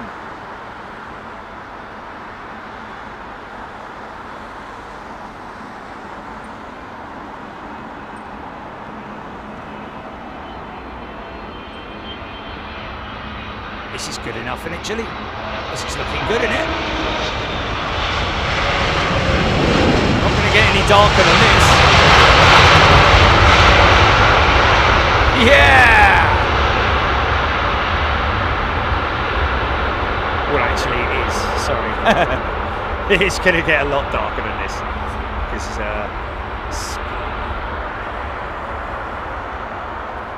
Nice.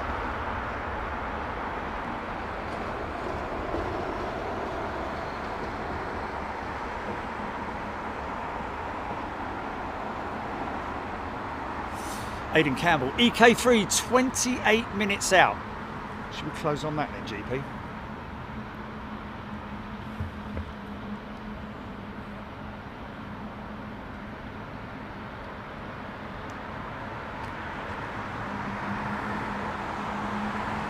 Jersey print, strange that YouTube is struggling on the TV. Great clear quality on laptop, but when I watch it TV, you've got it on the wrong settings, Jersey print. You've got quality settings, put it on 1080 60. You might be watching it in 470 or something like that. Is that free overall gifted channel memberships by Squidell? Thank you, Squidell.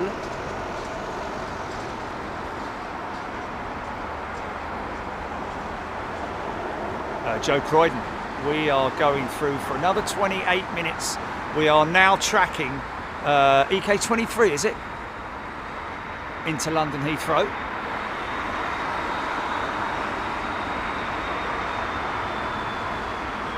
Oh, well, there we go. That puts us on 4 hours. We're going to all finish 3:50. All lit up, man.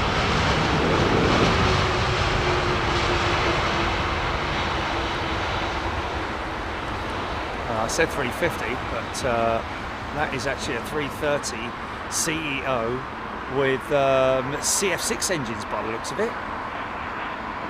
So how badly wrong could I have been then? But then it was just a glimpse in the dark. I'm sure there's a song in there somewhere.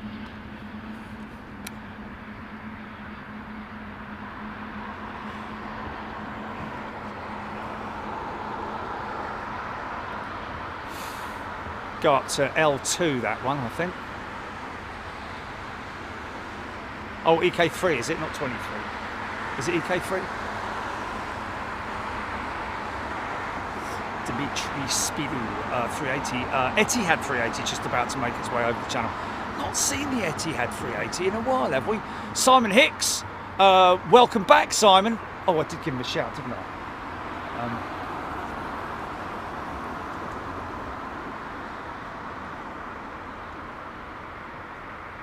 Okay, there we go. Aidan Campbell, EK3, 22 minutes out. Thank you, sir. EK3, folks.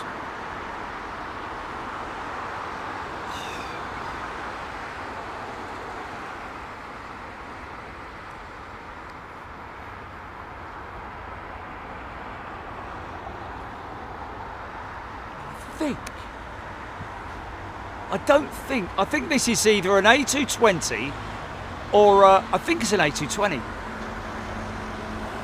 I might be completely wrong. I can't see what it is, but I'm going by the flashers. Oh, it's B8, it's a 320, is it? Okay, it's an Airbus, right, okay. Yeah, it was the double flashers, that's all. They look pretty, the strobes looked very, very quick. But they are that quick. I'm trying to remember how the flash sequence goes with the 220. I think it's slightly different. Did they change the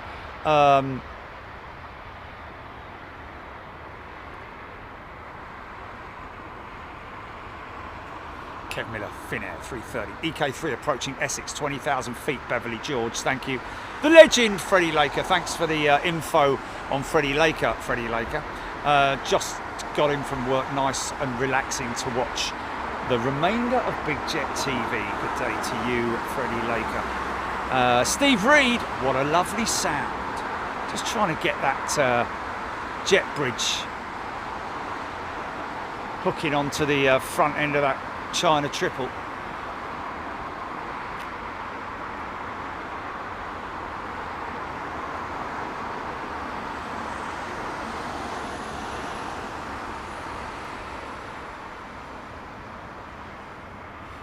John Davies, maybe a silly question, but is piloting an aircraft harder at night? If it's instruments you're reliant on, then it would be, you know, obviously you've got no perception of your horizon at night, so that's why you have to rely quite heavily on the instruments. But, you know, in terms of pilot training and everything that goes on around it, flying an aircraft at night is really no different than other than what you can see out the windshield, you know, out of the windscreen, cockpit window, should I say. I don't know, maybe one of our pilots can give us some information on that, although but in my view, I don't think there's a great deal of difference, other than the fact that, like I say, your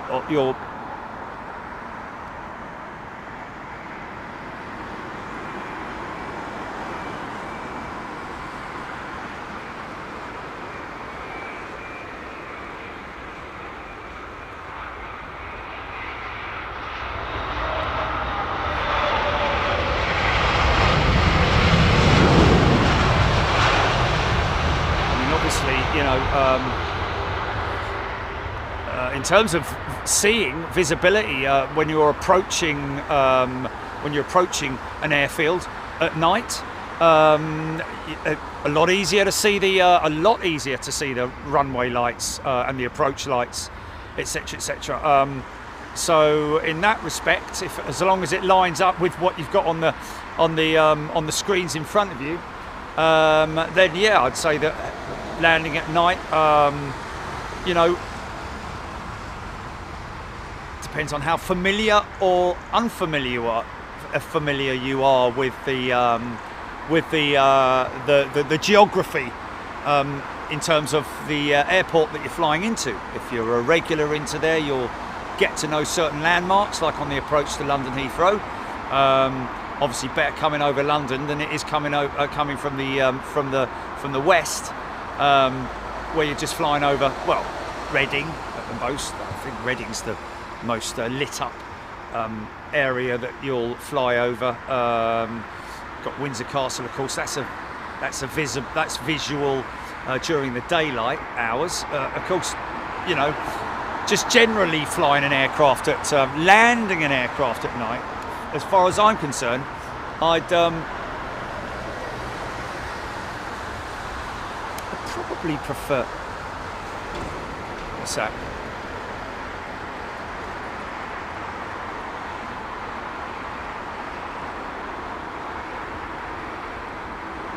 Ah. Right.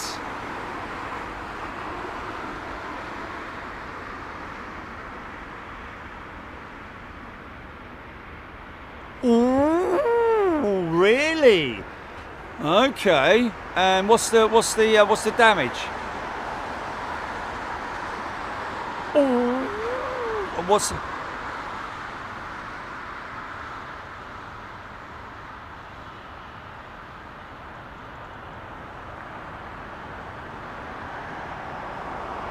Ooh.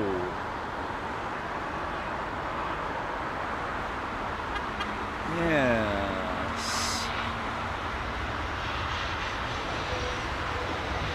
It's got 4K setting on it, but it isn't 4K, is it?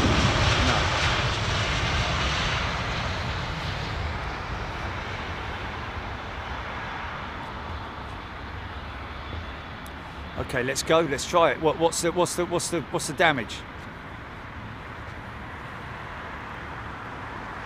Okay. Have you Googled it to see if it's available anywhere?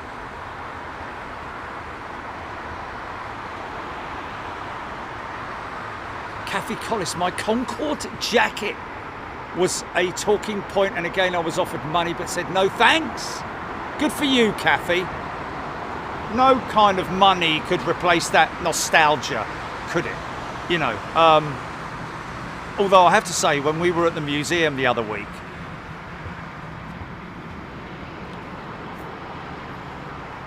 topping up the oil, look. Couple of cans of Castrol. That's amazing, isn't it? To see that. Isn't that amazing to see that, folks? He's literally topping it up with oil.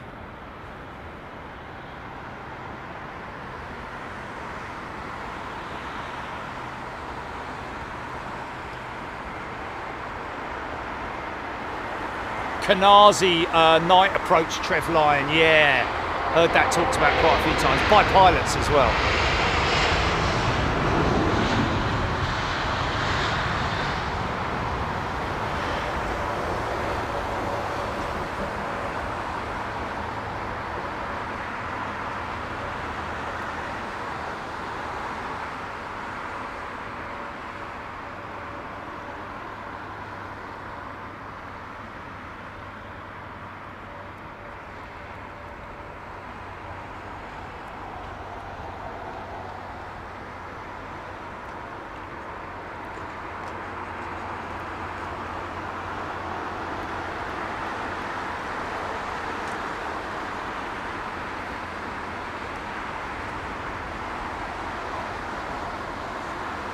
Oh yeah, Avro, sorry.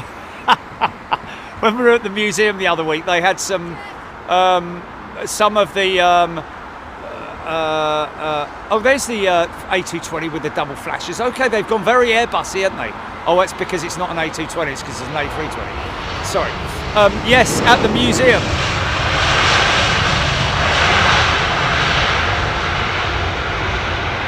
They had the nostalgic retro clothing that British Airways have had through the ages, and they also had some of those lovely old retro British Airways shoulder bags, and I went online and they're available on eBay for like it was 20 quid or something like that, so I bought Jilly one. Have you used it yet? The British Airways bag. Okay. All right. It's a little bit too big for me because otherwise I would have used it. Valiant forever. Welcome back, Valiant forever. Good to see you.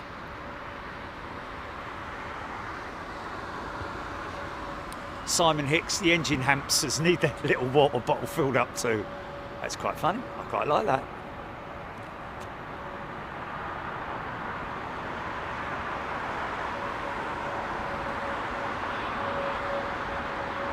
"7 minutes," Aidan Campbell saying.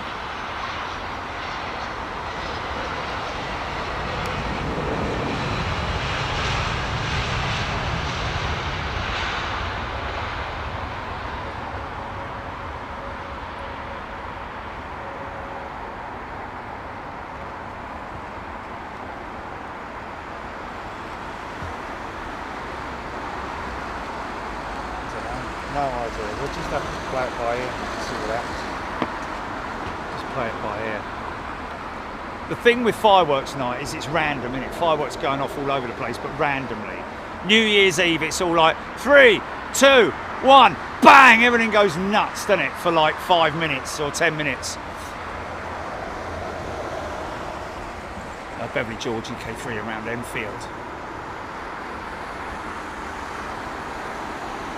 I am now trialling my 4th man bag. For God's sake, man.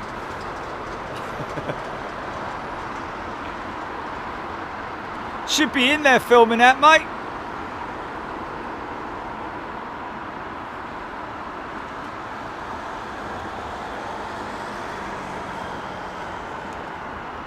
Bronner Smith. Interesting what you're saying there, Bronner.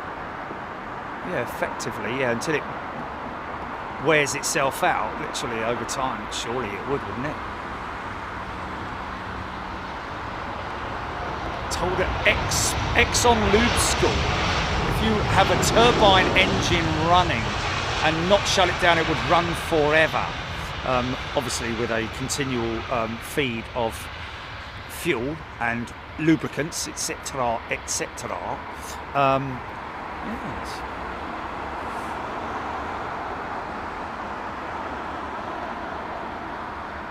For your love, HTC, your pal Palpatine. Pretty much only one moving part. Well, yeah, kind of, yeah, you're right, you know. I mean, the only thing that would wear would be if it was in one environment, in a dry environment. It would, like, obviously the blades aren't going to deteriorate in any way. The only thing that could potentially deteriorate would be bearings, maybe. But if they're continually lubricated, then yeah, I can see that.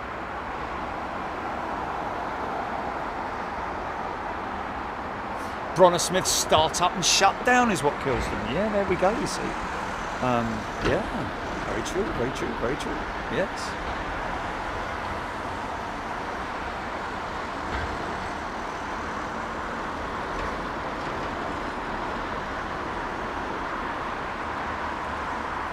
CVP, yeah, but we never bought it from CVP, have we? Aiden Campbell jet engine can be converted into a living space. Steve Jones spent around 1,000 hours turning a VC-10 nacelle into a 13-foot long pod that you can sleep 4 people in. Wow, yeah. Kind of cramped though, I would have thought. 4 people inside a VC-10 nacelle. Just the nacelle. What the heck? Very small people? Or, I don't know. Was that on the Lord of the Rings or something? I don't know. Flipping heck. As small enough as they were, the engine nacelles on a VC-10. Blimey. Or are you talking about all 4 nacelles or here or I don't know, whatever. The pod includes a kitchenette, skylight and living room that converts into 2 berths in a double web. Really? All that out of a VC-10 nacelle? Okay, maybe aft of the nacelle it gets bigger. It's just bolt and nacelle on the front of it, but I need to see that. Is there a VC-10? Let me just see if I can Google that VC-10 engine and see what comes up. VC-10 living room. Let's just see where that comes up. No, nothing there. VC-10 converted. Hold on, let's just put converted VC-10 nacelle. No, not naval.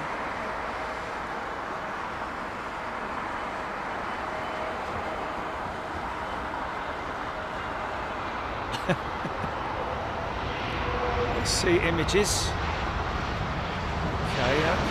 Okay, not seeing anything there. I always remember seeing when I was talking to Mark from Aviation Retail Direct one day, and he just came up with the. Did you ever see the VC-10 with the test RB211 bolted to the side of it? They had to write the airframe off because it literally bent the back of the aeroplane. How crazy is that, man? Just trying to find this VC10 engine nacelle converted whatever. Can't see anything on Google. I'll have to come back to that. EK3 over Finsbury Park, Avro Arrow.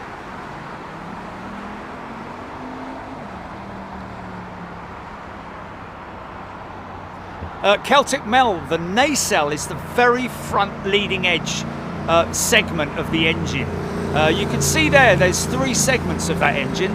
The forward section is the engine nacelle, the mid section, and that includes all the acoustic lining and Kevlar and all that kind of stuff inside the nacelle there to quieten the engine down, and also it has it's got heating systems in there and everything to avoid ice. The midsection is the inspection cowls, which hinge up like a car's bonnet or hood, whichever part of the world you're in. It's the core cowls, they are normally known as.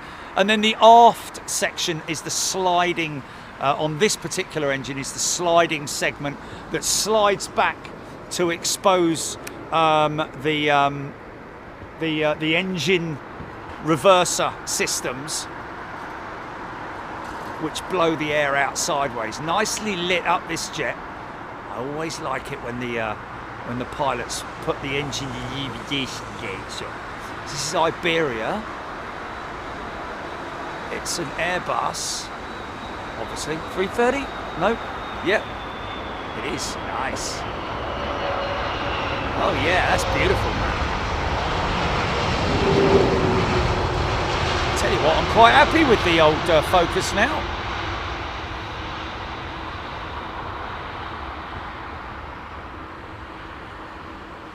Even if on a Google Jets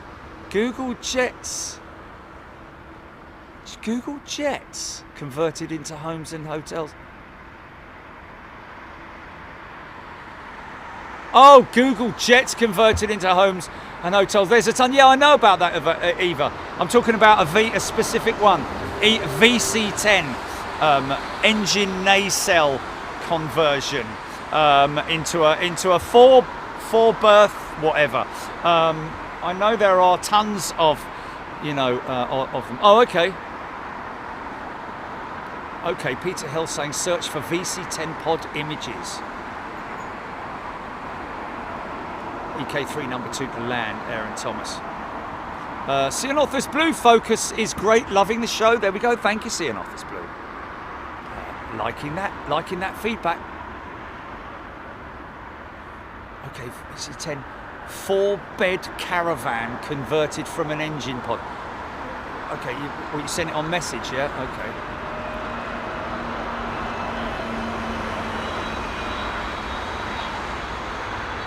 Yeah, please, man, because it's...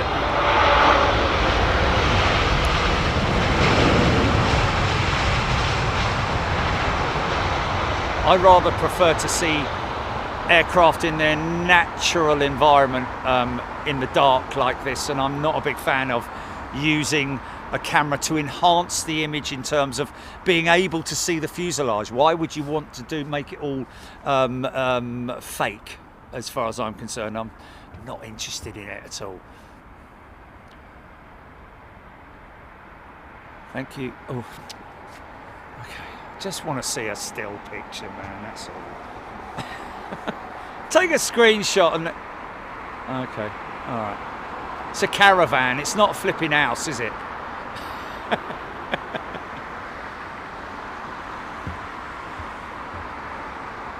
Thank you, your pal Palpatine. Okay, that's a big Airbus right there. Second out.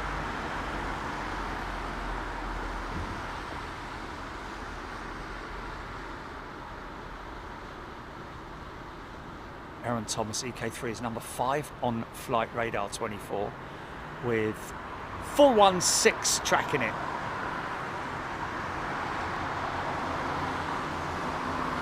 Mate, that's not a VC10 engine, that's just a caravan.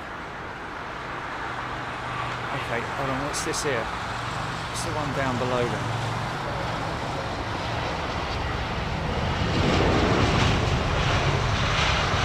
Oh, that's not a VC10 engine, mate. That's a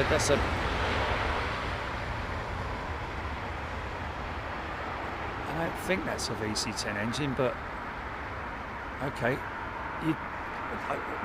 I can't imagine 4 people being in that. That can't be the one he's talking about. Anyway, whatever.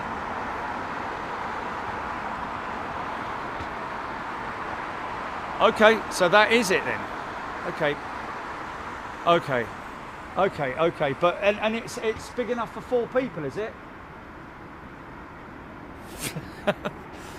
What, the cast of they use it for for the cast of Harry Potter or something, or whatever the other one is. Have you seen the size of the bleeding thing that it's being fixed to? I wouldn't have a very nice time if there was 4 of you in there, I can assure you. And he said there's a veranda and all that, and a, you know, skylight and...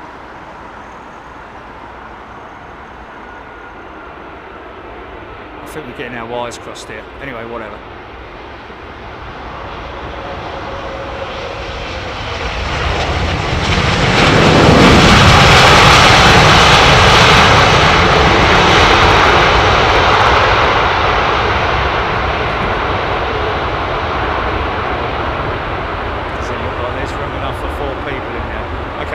Table with 2 chairs, not 4 chairs, no.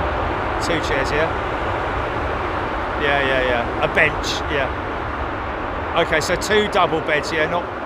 Okay.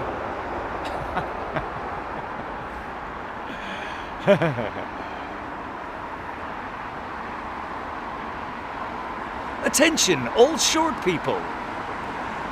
Hey, look at those, fancy somewhere to sleep.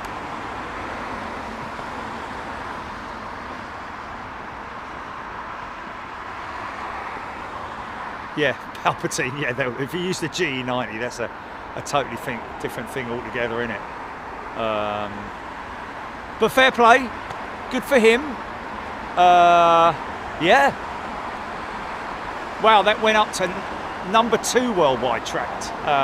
Aidan Campbell saying 6:56. There we go. Etihad in 4 minutes, Michael McEwen. Oh, well, should we hang around for the Etihad then? One more for the road, whoa. Well, the Emirates did, yeah, but we've apparently got Barry Quinlan's gifted 5 channel memberships. Thanks, Barry. Great shots tonight, Luby Lou saying. Zoe B.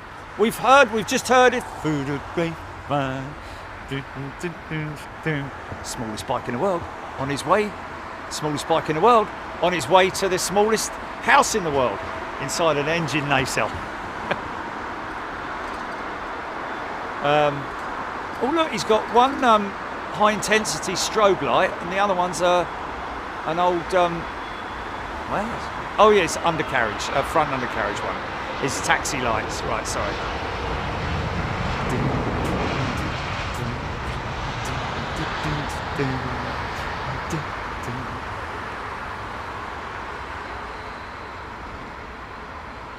Martin Smith injury time, we are.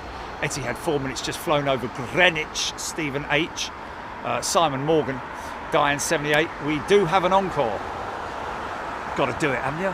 You've got to do it. You can't pack up, because by the time I've got everything on top of the van broken down and walking off the back of the van, or climbing off, should I say, the Etihad 380 would land and I would be saying to Chile, why didn't you tell me it was coming in?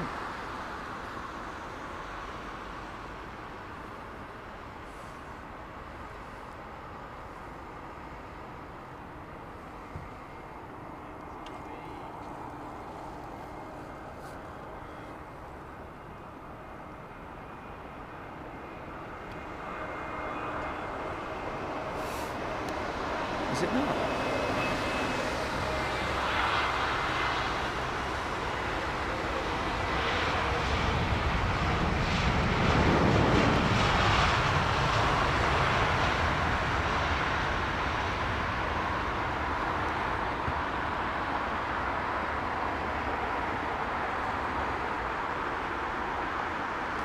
Yeah.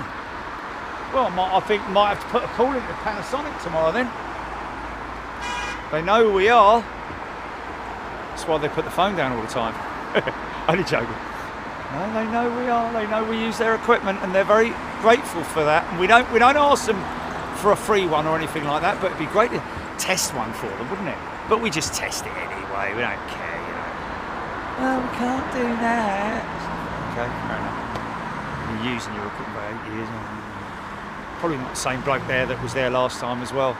He's probably left or retired or... Wow, Tom Kennedy, your camera is good in low light. Thank you, Tom. That's a great bit of feedback there.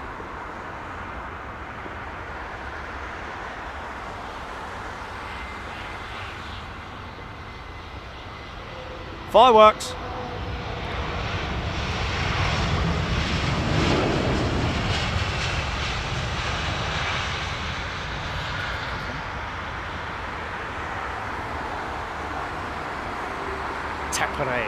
Airbus A380-861 from Abu Dhabi, 2 minutes for landing. EY67 is number 7, and there she is, right there. Is this her here? I think it is, isn't it? Yeah. It's number 7. Number 6. Margaret Burnett. Not going to hang around for this one then, Margaret. Margaret! Darren P. Time for the big boy. Saw a lot of rudder movement from the 380 earlier on today, which kind of caught out both Ellis and Screaming Emu.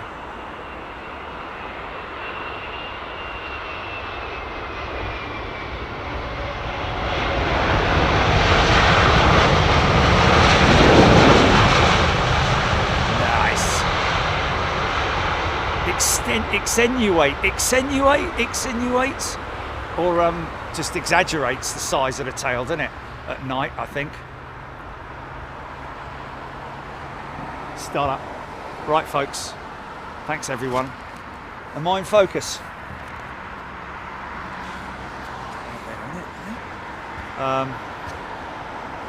Thanks, folks. Thanks for your company once again.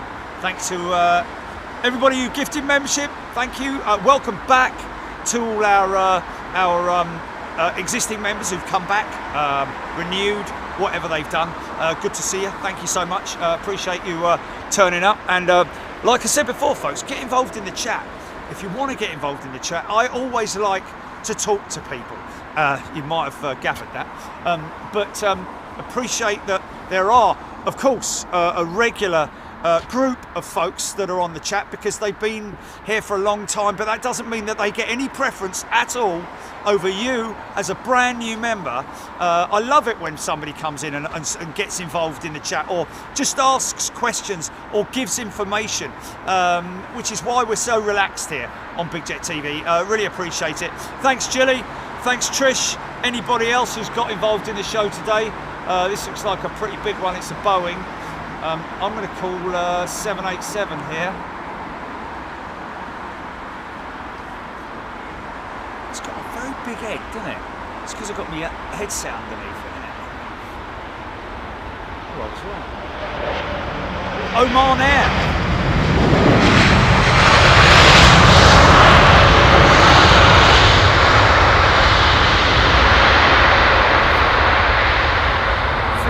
He's saying that lip sync is out. 1, 2, 3, 4. 1, 1, 1.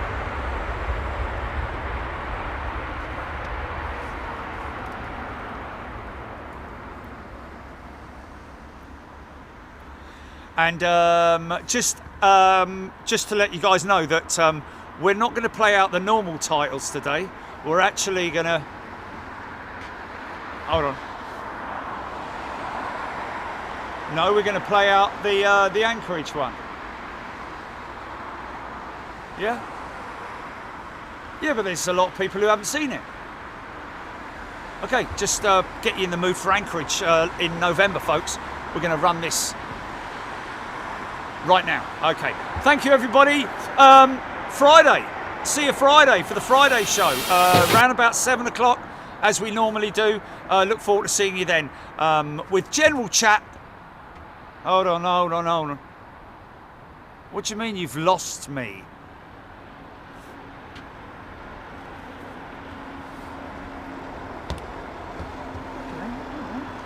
I thought you said you had it all queued up. Oh, okay. Oh, okay. All right.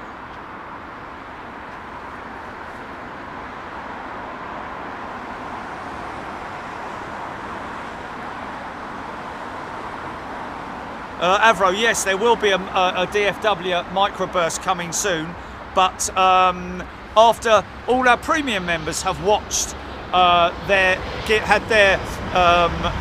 fill of DFW.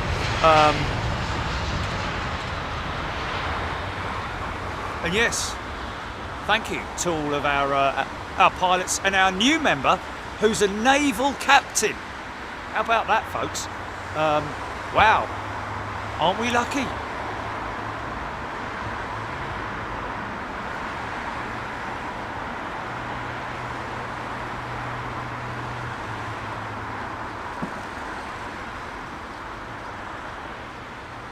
Yeah, folks. If you are a premium member, stand by.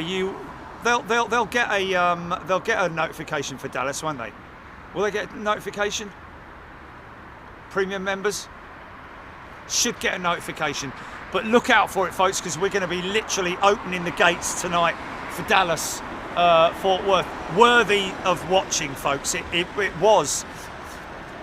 It was just fantastic in terms of what we had visually and also the chat that went on as well, which was brilliant. You ready to run it, GP? I'll just run the normal times, then we'll play it out on Friday.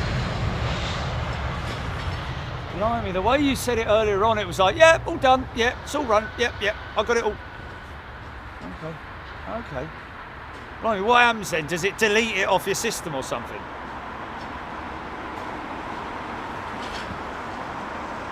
Okay.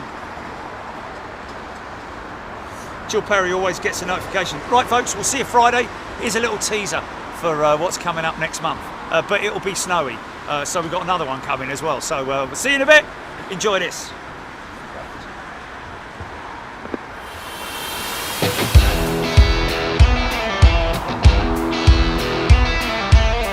Can I turn the camera off? Oh, I'm really happy with it. You wait till this thing goes out, man. It's just, the noise is epic. Wow, look at the vortex off these props, man.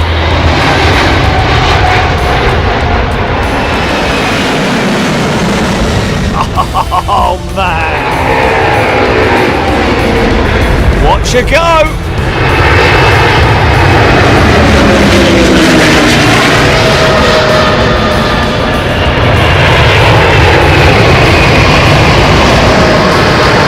Oh my God!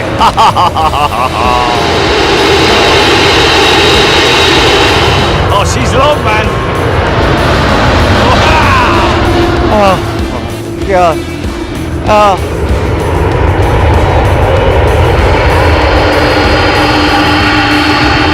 She's heavy, man. Look at this.